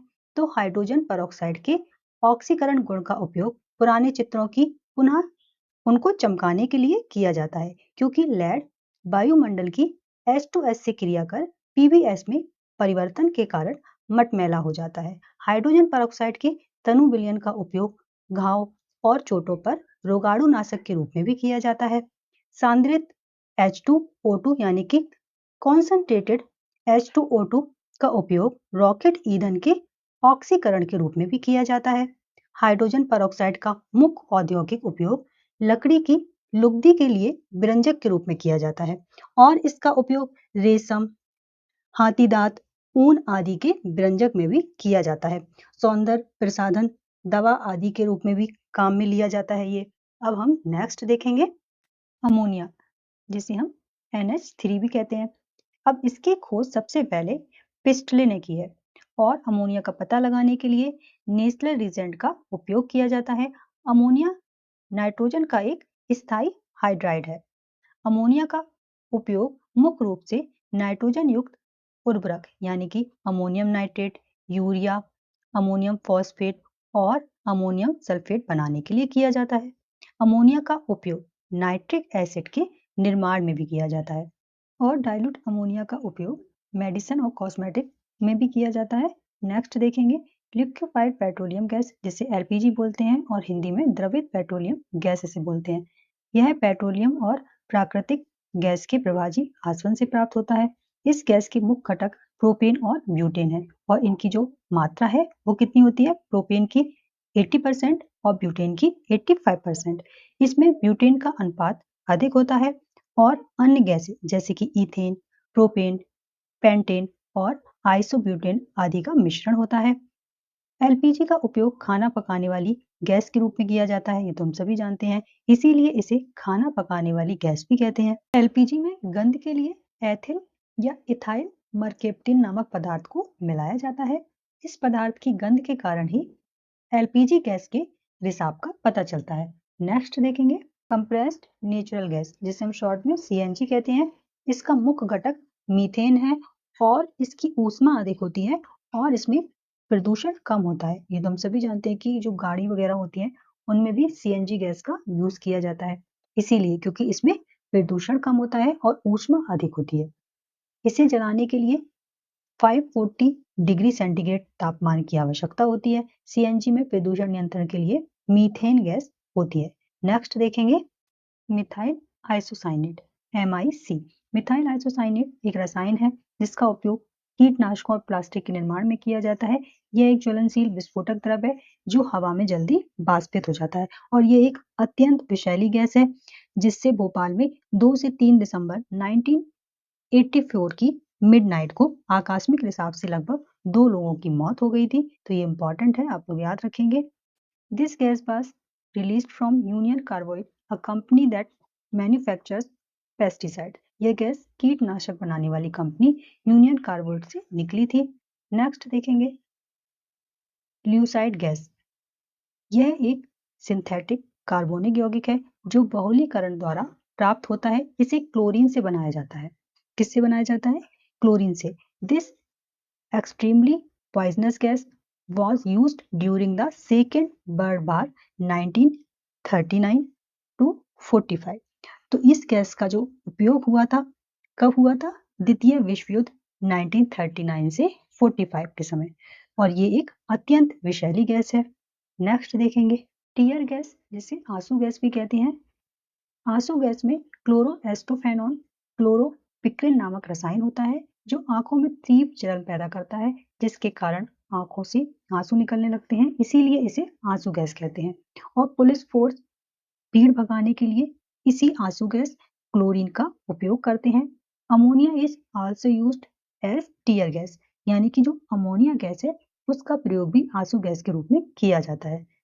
नेक्स्ट है laughing gas, nitrous oxide N2O। तो नाइट्रस ऑक्साइड को ही लाफिंग गैस कहते हैं, यानी कि हंसने वाली गैस भी इसे कहते हैं। इसका इस्तेमाल मेडिकल क्षेत्र में एनेस्थीसिया बेहोश करने के लिए किया जाता है। नेक्स्ट है मार्स गैस मीथेन CH4। कोयला खदानों में विस्फोटक मीथेन गैस के कारण ही होता है, इसीलिए इसे फायर डैम्प भी कहा जाता है। क्या बोलते हैं इसे? फायर डैम्प। दलदली स्थानों में बैक्टीरिया द्वारा कार्बनिक यौगिक से मीथेन गैस का निर्माण होता है, इसीलिए इसे मार्स गैस कहते हैं। गोबर गैस, प्राकृतिक गैस और CNG गैस का मुख्य घटक क्या है? Methane gas. नेक्स्ट है chloroform. Chloroform was first produced by scientist name Simpson and it's anaesthetic effect was described bye leaving.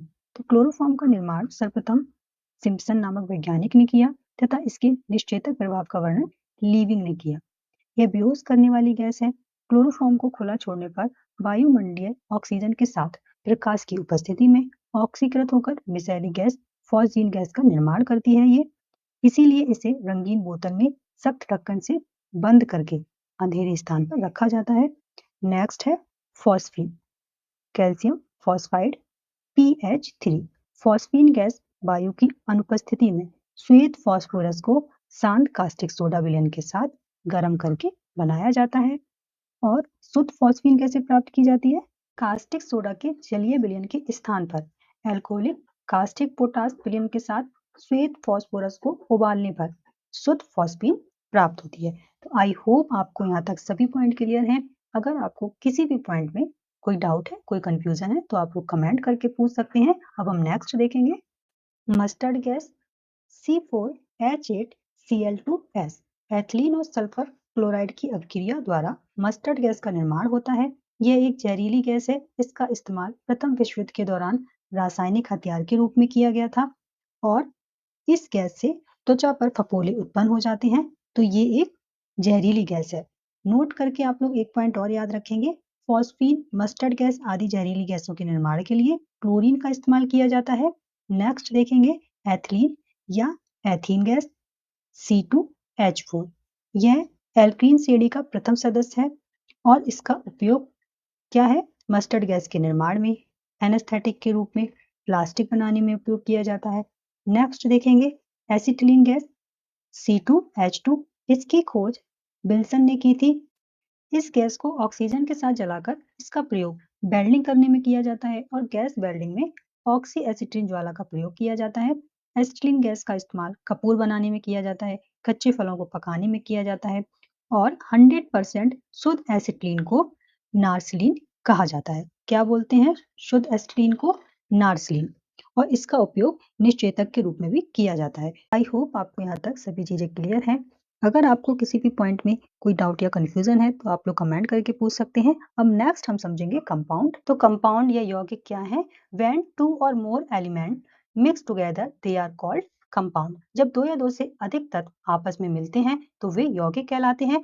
तो ये जो यौगिक होते हैं, ये जो कंपाउंड होते हैं, ये भी प्योर सब्सटेंसेस होते हैं। हमने एलिमेंट में पढ़ा था कि एलिमेंट प्योर सब्सटेंसेस होते हैं जो कि एक टाइप के ही एटम और मॉलिक्यूल से बने होते हैं। लेकिन जो कंपाउंड होते हैं वो दो या दो से अधिक एलिमेंट के केमिकली कॉम्बिनेशन से बनते हैं, अर्थात किन्हीं दो या दो से अधिक तत्वों से मिलकर बने रासायनिक संयोजन को यौगिक कहते हैं। फॉर एग्जाम्पल जल यानी कि वाटर हो गया, मीथेन हो गया, सुगर, सॉल्ट एसेट्रा। तो ये सभी क्या है? कंपाउंड है। कैसे कंपाउंड है? प्योर है। जो वाटर है वो भी प्योर फॉर्म में ही हमें मिलता है ना, सुगर है वो भी प्योर फॉर्म में है, सॉल्ट है वो भी प्योर फॉर्म में है, लेकिन ये दो या दो से अधिक एलिमेंट के केमिकली कॉम्बिनेशन से बने हुए हैं। अभी आगे एग्जाम्पल के थ्रू भी समझेंगे। नेक्स्ट पॉइंट देखेंगे, a pure substances made for the chemically combination of two or more elements in a definite proportion by mass is called a compound। यानी कि ये जो केमिकल का कॉम्बिनेशन है ना, ये एक डेफिनाइट प्रपोर्शन में होगा बाय मास, मतलब कि फिक्स्ड होगा। फॉर एग्जाम्पल पानी है, ये एक कंपाउंड है, तो इसका केमिकल फॉर्मूला क्या होता है? H2O, जो कि एक प्योर सब्सटेंस है। तो ये कैसे बना? By the chemically combined two elements. कौन कौन से? हाइड्रोजन, तो हाइड्रोजन के दो एलिमेंट और ऑक्सीजन का एक एलिमेंट जब केमिकली कंबाइंड हुए एक डेफिनाइट प्रपोर्शन में, फिक्स्ड प्रपोर्शन में, तो हमें क्या मिला? H2O मिला, पानी मिला। तो आई होप आपको क्लियर है ये पॉइंट। नेक्स्ट पॉइंट देखेंगे, molecules of compound are formed when two or more atom of different elements combine in a definite ratio. इसका क्या मतलब है, जो कंपाउंड के मॉलिक्यूल्स हैं वो कब बनेंगे, जब दो या दो से अधिक डिफरेंट एटम्स होंगे अलग अलग एलिमेंट के, तो कंपाउंड के मॉलिक्यूल्स बनते हैं। नेक्स्ट पॉइंट देखेंगे, the properties of a compound are completely different from the properties of its constituent elements. यौगिक के गुण उनके घटक तत्वों के गुणों से बिल्कुल अलग होते हैं। कॉन्स्टिट्यूएंट एलिमेंट का मतलब क्या है, जिनसे कंपाउंड बना है। तो जो यौगिक होते हैं उनके गुण उनके जो कॉन्स्टिट्यूएंट एलिमेंट होते हैं जिनसे वो बना होता है उनके गुणों से बिल्कुल अलग होता है, बिल्कुल डिफरेंट होते हैं। यानी कि जो कॉन्स्टिट्यूएंट एलिमेंट होते हैं ना, उनके जो मूल गुण होंगे वो नष्ट हो जाएंगे और नए गुण वाले यौगिक बनेंगे। कैसे बनेंगे ये भी हम समझेंगे। फिर से हम पानी के एग्जाम्पल से ही समझेंगे। जो पानी है ये किससे बना है, हाइड्रोजन और ऑक्सीजन से। तो जब ये केमिकली कंबाइंड हुआ, ये पानी बना, तो इसकी जो ओरिजिनल प्रॉपर्टीज थी ना वो नष्ट हो गई, और जो जल बना, पानी बना, इसकी नई प्रॉपर्टी शो हुई, राइट, जो कि ना तो हाइड्रोजन से और ना ही ऑक्सीजन से मैच करती है। क्योंकि जो हाइड्रोजन और ऑक्सीजन है ये दोनों ही गैसेस हैं, और जो हाइड्रोजन है वो स्वयं ज्वलनशील है यानी कि सेल्फ बर्न होती है, और ऑक्सीजन ये पदार्थ को जलाने में हेल्प करती है यानी कि आग को सपोर्ट करती है। तो एक गैस जो स्वयं ज्वलनशील है और दूसरी गैस ऑक्सीजन जो आग को प्रमोट करती है, और जब ये दोनों केमिकली कंबाइंड होकर H2O बनाती हैं, जल बनाती हैं, तो जो जल है, जो पानी है, वो आग को बुझाने का काम करता है, राइट। तो पूरी की पूरी न्यू प्रॉपर्टी वाला एक कंपाउंड बन गया, और जो इसकी यानी कि हाइड्रोजन और ऑक्सीजन की जो प्रॉपर्टीज थी वो नष्ट हो गई। आई होप आपको क्लियर है। और ये जो हाइड्रोजन और ऑक्सीजन है ये दोनों ही गैसेस है, और जो पानी है वो तो नॉर्मल टेम्परेचर पर लिक्विड होता है। तो और एक न्यू प्रॉपर्टी हमें मिल गई। तो आई होप आपको ये पॉइंट भी क्लियर हो गया कि जो यौगिक होते हैं उनके जो गुण होते हैं उनके घटक तत्वों के गुणों से बिल्कुल अलग होते हैं। ठीक है, अब हम नेक्स्ट पॉइंट देखेंगे। The compound can be decomposed into its elements by electrochemical process। यौगिक को विद्युत रासायनिक प्रक्रिया द्वारा उनके तत्वों में विघटित किया जा सकता है। तो इसे भी हम एग्जाम्पल के थ्रू समझेंगे। फॉर एग्जाम्पल पानी है, इसका जो फॉर्मूला है वो H2O होता है। नमक है, इसका फॉर्मूला होता है NaCl। तो हम पानी को हाइड्रोजन और ऑक्सीजन में तोड़ सकते हैं। इसी तरीके से हम नमक को यानी कि NaCl को सोडियम और क्लोरीन में तोड़ सकते हैं। कैसे हम इन्हें तोड़ सकते हैं, बाई इलेक्ट्रोकेमिकल प्रोसेस द्वारा इन्हें हम अलग कर सकते हैं। जब आप पानी में इलेक्ट्रिक करंट पास करेंगे तो हमें हाइड्रोजन गैस और ऑक्सीजन गैस मिलना शुरू हो जाएगी। तो यौगिक को विद्युत रासायनिक प्रक्रिया द्वारा उनके तत्वों में विघटित किया जा सकता है। तो हमें कंपाउंड के बारे में ये सभी पॉइंट क्लियर हो गए। अगर आपको किसी भी पॉइंट में कोई डाउट है, कोई कंफ्यूजन है, तो आप लोग कमेंट करके पूछ सकते हैं। और आप लोग क्लासेस को जब स्टार्टिंग से देखेंगे ना, तो आपके बहुत सारे कॉन्सेप्ट क्लियर हो जाएंगे और आप चीज़ों को रिलेट भी कर पाएंगे। इसीलिए मैं बार बार बोल रही हूँ कि आप लोग सभी क्लासेस को फॉलो करिए। आपको रीट मैथ्स 2026 एग्जाम को क्लियर करने में बहुत हेल्प मिलेगी। अब हम समझेंगे सामान्य दैनिक जीवन में प्रयुक्त यानी कि उपयोग होने वाली कुछ महत्वपूर्ण यौगिक के बारे में। दैनिक जीवन में उपयोग होने वाले कुछ महत्वपूर्ण यौगिक। फर्स्ट है सोडियम क्लोराइड NaCl। इसे हम साधारण नमक या फिर टेबल सॉल्ट भी कहते हैं। इसे कैसे प्राप्त किया जाता है, समुद्र अथवा खारी झीलों के पानी के बाष्पन से प्राप्त किया जाता है। राजस्थान में सांबर झील के पानी से नमक का उत्पादन किया जाता है। प्रकृति में रॉक लवण के रूप में ये पाया जाता है। तो जो NaCl है, सोडियम क्लोराइड है, इसे हमने जब बेसिस समझे थे ना तो डिटेल में समझा था। तो इसीलिए मैं आपको बोल रही हूँ कि जब आप क्लासेस को स्टार्टिंग से देखेंगे तो आपके सभी कॉन्सेप्ट क्लियर होते जाएंगे। अब नेक्स्ट हम देखेंगे सोडियम कार्बोनेट Na2CO3.10H2O। ये इसका केमिकल फॉर्मूला है। यह एक सफेद क्रिस्टलीय ठोस है। इसे बाजिंग सोडा, धावन सोडा या सोडा क्रिस्टल के नाम से भी जाना जाता है। एनहाइड्रस सोडियम कार्बोनेट को सोडा एस भी कहा जाता है। यूज क्या है इसके, कांच, सोडियम सिलिकेट, कागज, बोरॉक्स में, बर्तन और कपड़े धोने में, पानी की स्थायी कठोरता को दूर करने में। नेक्स्ट देखेंगे सोडियम बाई कार्बोनेट NaHCO3। तो सोडियम बाई कार्बोनेट इसे भी हमने डिटेल में क्षार बेसिस वाली क्लास में समझा है। इसे हम बेकिंग सोडा, मीठा सोडा, खाने का soda, cooking soda bread soda भी कहते हैं। नेक्स्ट देखेंगे sodium hydroxide. Sodium hydroxide NaOH, ये इसका केमिकल फॉर्मूला है। यह एक सफेद क्रिस्टलीय ठोस है। यह पानी में घुलनशील है और इसका जो जलीय घोल होता है वो क्षारीय होता है। यह साबुन के पानी की तरह चिकना होता है। यह अत्यधिक संक्षारक है और त्वचा को जला देता है। इसे कास्टिक सोडा या दाहक सोडा भी कहा जाता है। यूज क्या है इसके? साबुन, डिटर्जेंट, कागज और रेशम उद्योग में, पेट्रोलियम के शुद्धिकरण में, प्रयोगशाला में अभिकर्मक के रूप में, कार्बन डाइऑक्साइड के अवशोषण में, डाइंग इंडस्ट्री में, कपड़ा और कागज बनाने में, कारखानों को साफ रखने में। नेक्स्ट देखेंगे सोडियम थायोसल्फेट। सोडियम थायोसल्फेट, इसका केमिकल फॉर्मूला है Na2S2O3.5H2O। सोडियम थायोसल्फेट, इसे हाइपोविलियन भी कहते हैं। It is used as a stabiliser, यानी कि यह स्थायी कारक के रूप में प्रयुक्त होता है। इसका उपयोग चांदी और सोने के निष्कर्षण में किया जाता है। नेक्स्ट है सिल्वर नाइट्रेट।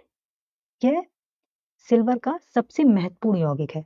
जो सिल्वर नाइट्रेट है, यह सिल्वर का सबसे महत्वपूर्ण यौगिक है। इस यौगिक को लूनर कास्टिक भी कहा जाता है। क्या बोलते हैं इसको? Lunar caustic. यह रंगहीन, पारदर्शी, क्रिस्टलीय ठोस है और पानी में अत्यधिक घुलनशील है।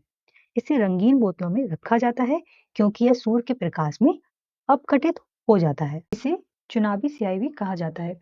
वोट डालने वाले मतदाताओं की उंगलियों पर सिल्वर नाइट्रेट से बनी स्याही का निशान लगाते हैं, इसीलिए इसे इलेक्शन इंक भी कहते हैं। अब हम इसके यूज देखेंगे। प्रयोगशाला में अभिकर्मक के रूप में, अमिट स्याही बनाने में, यानी कि ना मिटने वाली स्याही बनाने में, धोबियों द्वारा कपड़े पर निशान बनाने वाली स्याही के रूप में इसका यूज किया जाता है। इन फोटोग्राफी, फोटोग्राफी में इसका यूज होता है।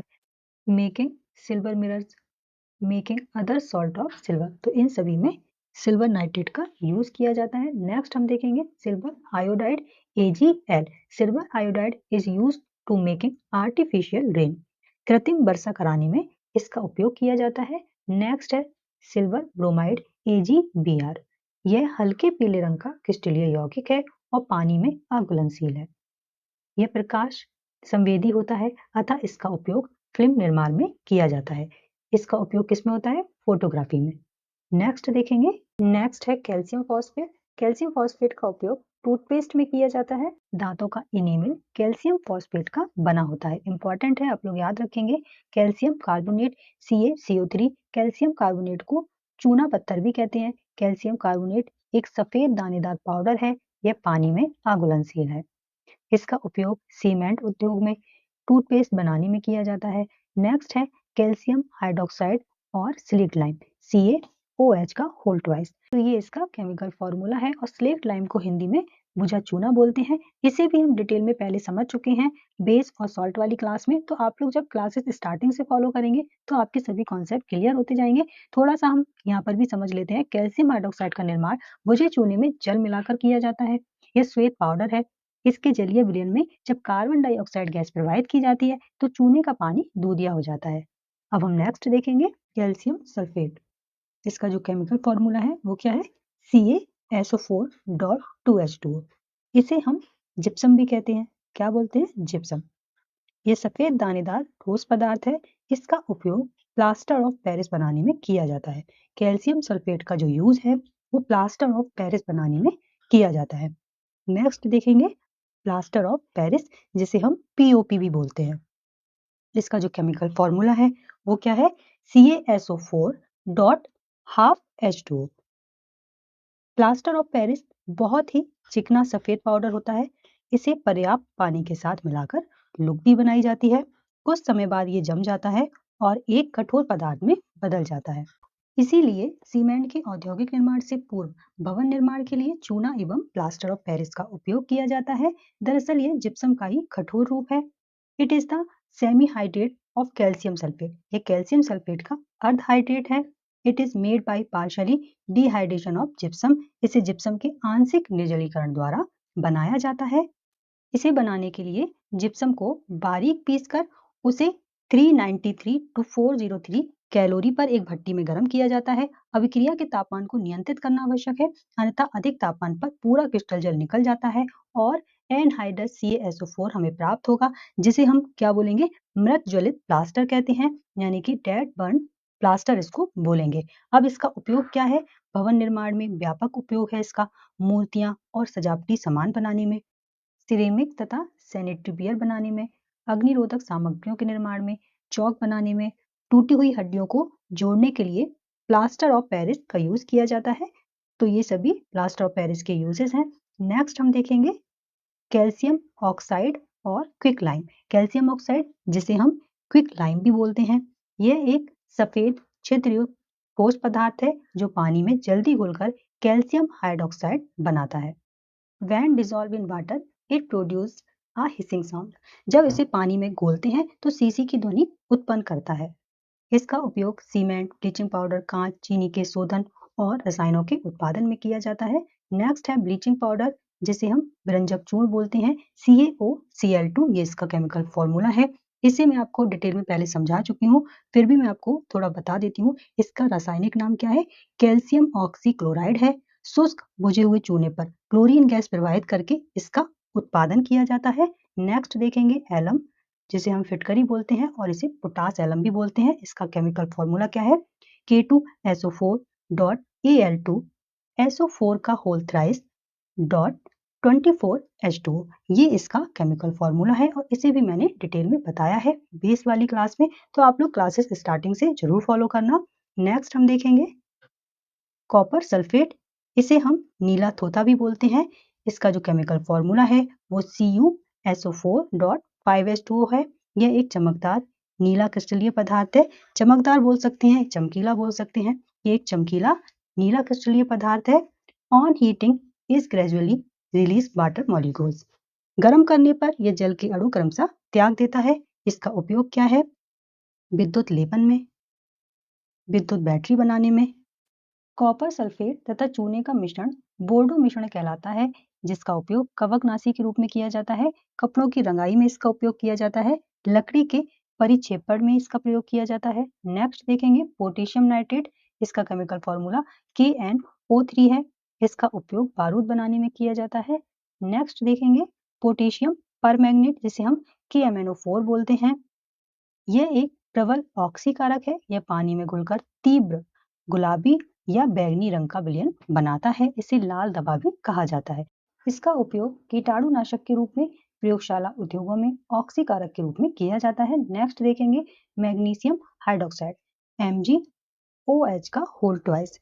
इसे आप सभी जानते होंगे, इसे हम मिल्क ऑफ मैग्नीशिया के नाम से भी जानते हैं और इसका यूज क्या है, रिमूव एसिडिटी ऑफ स्टमक, पेट की अम्लता को दूर करने में इसका प्रयोग करते हैं। नेक्स्ट देखेंगे नाइट्रिक अम्ल या सोरा अम्ल, इसे सोरे का तेजाब भी कहते हैं। ये तीनों एसिड मैंने आपको एसिड वाली क्लास में डिटेल में समझाए हैं।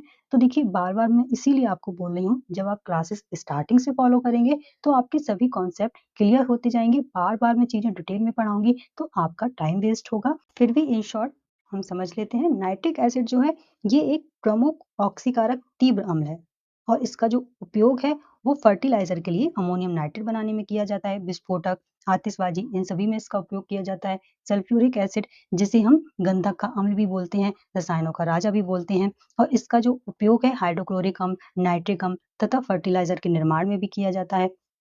HCl hydrochloric acid, hydrochloric acid को हम नमक का तेजाब या म्यूरिएटिक अम्ल भी कहते हैं। इसका उपयोग क्या है, प्रयोगशाला में महत्वपूर्ण अभिकर्मक के रूप में इसका प्रयोग किया जाता है। हाइड्रोक्लोरिक अम्ल के 3 भाग में नाइट्रिक अम्ल का एक भाग मिलाने से एक्यूरेजिया बनता है। ये मैं आपको पहले भी समझा चुकी हूँ, जिससे सोने व चांदी जैसे धातुओं को साफ किया जाता है। अब नेक्स्ट हम देखेंगे ammonium chloride, NH4Cl। It is also commonly known as sal अमोनियक।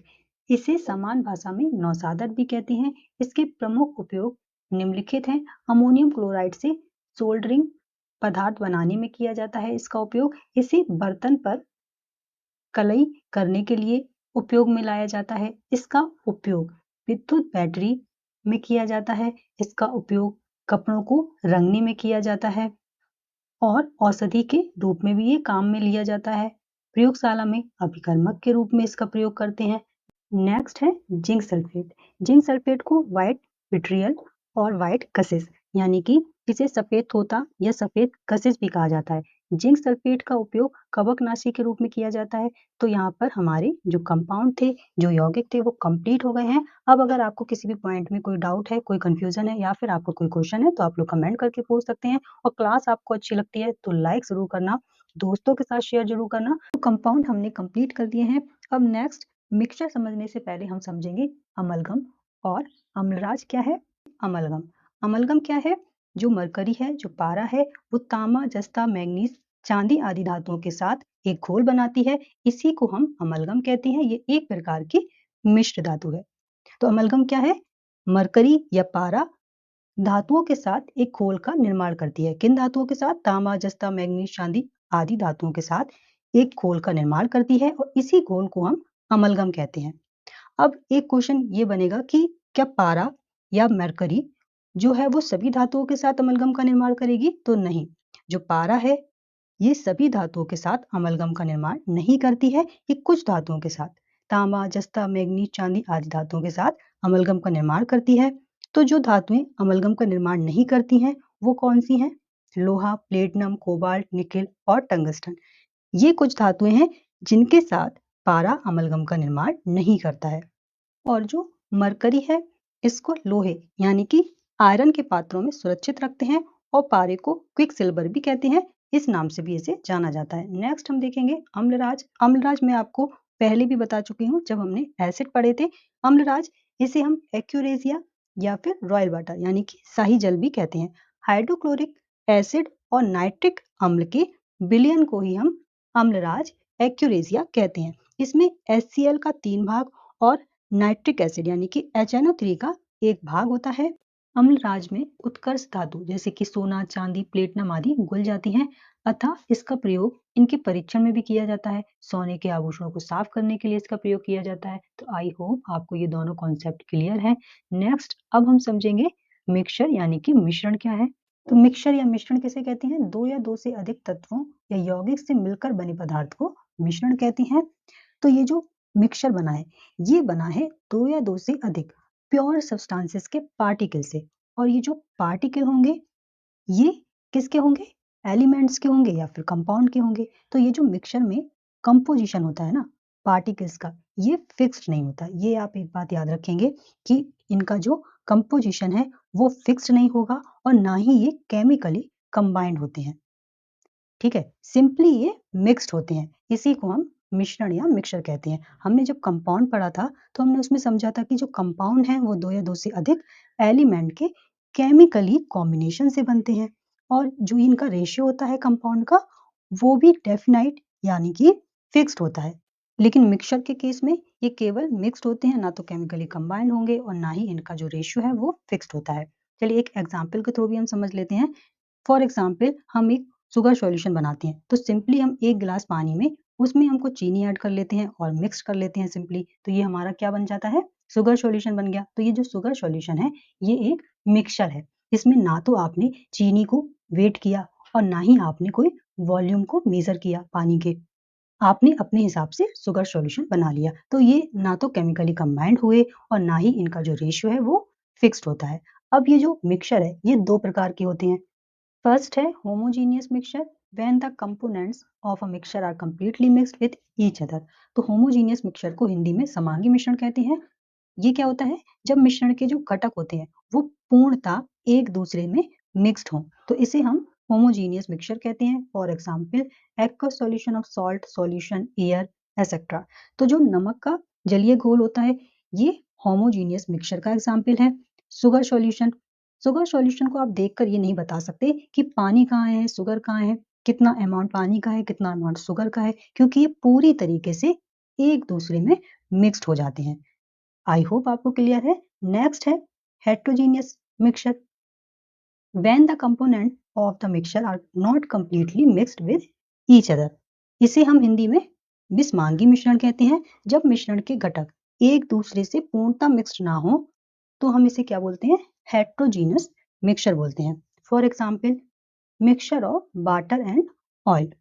तो वाटर में जब आप ऑयल मिक्स करेंगे तो ये पूरी तरीके से मिक्स्ड नहीं होता है। आपने देखा होगा कि जो ऑयल है वो पानी के ऊपर तैरता है। तो इसी को हम हेट्रोजीनस मिक्सचर कहेंगे। अब नेक्स्ट हम देखेंगे एलॉयज, जिसे हिंदी में मिश्र धातु कहते हैं। जब कोई वस्तु दो या दो से अधिक धातुओं को मिलाकर बनाई जाती है तो उसे मिश्र धातु कहते हैं। For example bronze, brass, stainless steel वगैरह जो होती हैं वो भी मिश्र धातु होती हैं, जर्मन सिल्वर एसेट्रा। तो ये सभी क्या है, मिश्र धातु के एग्जाम्पल हैं।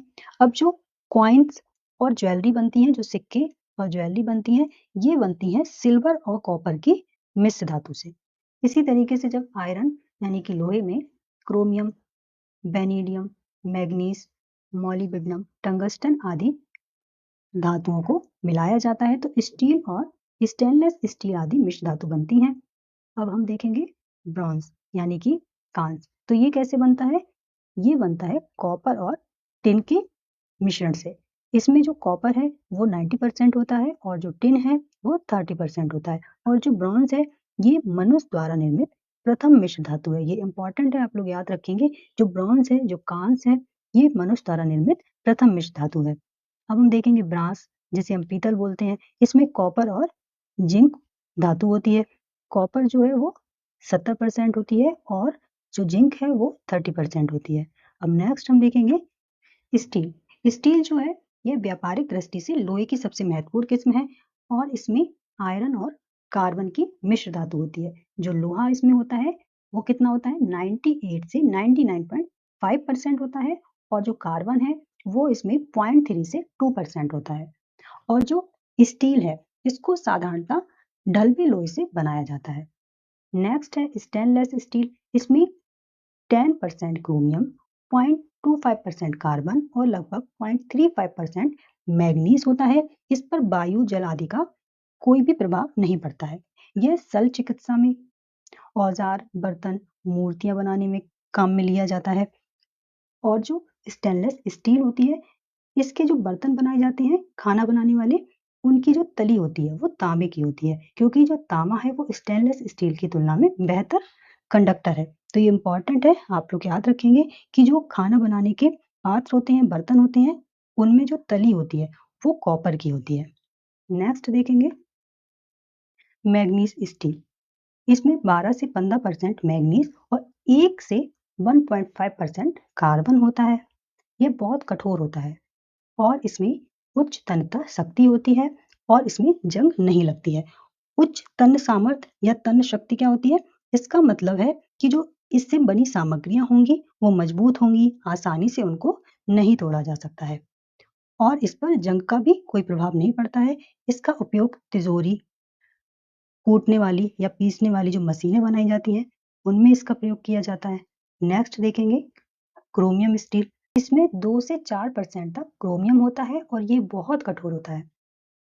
मुख्यतः इसका प्रयोग औजार बनाने में, छुरी, कांटे, मशीनें, गोलियां आदि बनाने में इसका प्रयोग किया जाता है। और नोट करके आप लोग एक पॉइंट याद रखेंगे, स्टील को कठोरता प्रदान करने के लिए इसमें बड़ी मात्रा में क्रोमियम मिलाया जाता है। नेक्स्ट देखेंगे निकेल स्टील। इसमें 3 से 5% निकेल होता है। इसका प्रयोग वायुयान के पुर्जे, बिजली के तार, सुरक्षा कवच, केबल आदि के बनाने में काम में आता है। नेक्स्ट देखेंगे टंगस्टन स्टील। इसमें 10 से 20% टंगस्टन होता है। यह कम तापमान पर कठोर और उच्च तापमान पर नरम होता है। यह तेज गति के औजार बनाने के काम में आता है। नेक्स्ट है इनबर। इसमें 36% निकेल होता है। इसका वृद्धि गुणांक बहुत कम होता है। यह मापक यंत्र यानी कि जो नापने के फीते होते हैं, जो घड़ियों के पेंडुलम होते हैं, उसमें इसका प्रयोग किया जाता है। नेक्स्ट देखेंगे सिलिका, SiO2। सैंड, जिसे हम बजरी या रेत कहते हैं, प्रकृति में बड़ी मात्रा में मौजूद होता है, जो कि सिलिका का ही एक रूप है। यह अपनी उच्च कठोरता के कारण अधिक उपयोगी है और सिलिका जो है वो प्रकृति में विभिन्न रूपों में प्राप्त होती है। अब हम सिलिका के मुख्य उपयोग देख लेते हैं। सिलिका से कांच बनाया जाता है। जैस्पर सिलिका का ही एक रूप है। इसका उपयोग आभूषणों में किया जाता है। जो जैस्पर है ये एक कीमती पत्थर होता है। सिलिका का उपयोग अन्य सिलिकेट बनाने के लिए किया जाता है, जिसका उपयोग विद्युत उपकरण, रासायनिक प्रयोगशाला उपकरण, ऑप्टिकल लेंस, प्रिज्म आदि बनाने के लिए इसका उपयोग किया जाता है। सिलिका का उपयोग सिलिकॉन बनाने के लिए किया जाता है, जिसका उपयोग अर्धचालक, ट्रांजिस्टर और कई मिश्र धातुओं में किया जाता है। सिलिका के एक प्रतिरूप जिसे किसेलगर कहते हैं, क्या बोलते हैं? किसेलगर। इसका उपयोग डायनामाइट सीमेंट बनाने के लिए किया जाता है। तो आई होप आपको आज की क्लास अच्छी लगी होगी। तो क्लास अगर अच्छी लगी है तो लाइक जरूर करना, दोस्तों के साथ शेयर जरूर करना। तो हमारा जो मिश्रण था, मिक्सचर था, वो कंप्लीट हो गया है और इसी के साथ हमारा ये जो टॉपिक था एलिमेंट, कंपाउंड एंड मिक्सचर वाला, मेटल एंड नॉन मेटल, ये कंप्लीट हो गया है। और आपको अगर किसी भी पॉइंट में कोई डाउट है, कोई कंफ्यूजन है, तो आप लोग कमेंट करके पूछ सकते हैं। और अगर आपका कोई क्वेश्चन रहता है तो भी आप कमेंट करके पूछ सकते हैं। तो आप लोग चैनल को जरूर सब्सक्राइब कर लेना, बेल आइकन को जरूर प्रेस कर लेना, जिससे कि नेक्स्ट वीडियो का अपडेट आपको मिल जाए। और क्लास अच्छी लगती है तो लाइक और शेयर जरूर करा करिए। तो चलिए मिलते हैं हम अपने नेक्स्ट क्लास में, तब तक बाय बाय, टेक केयर।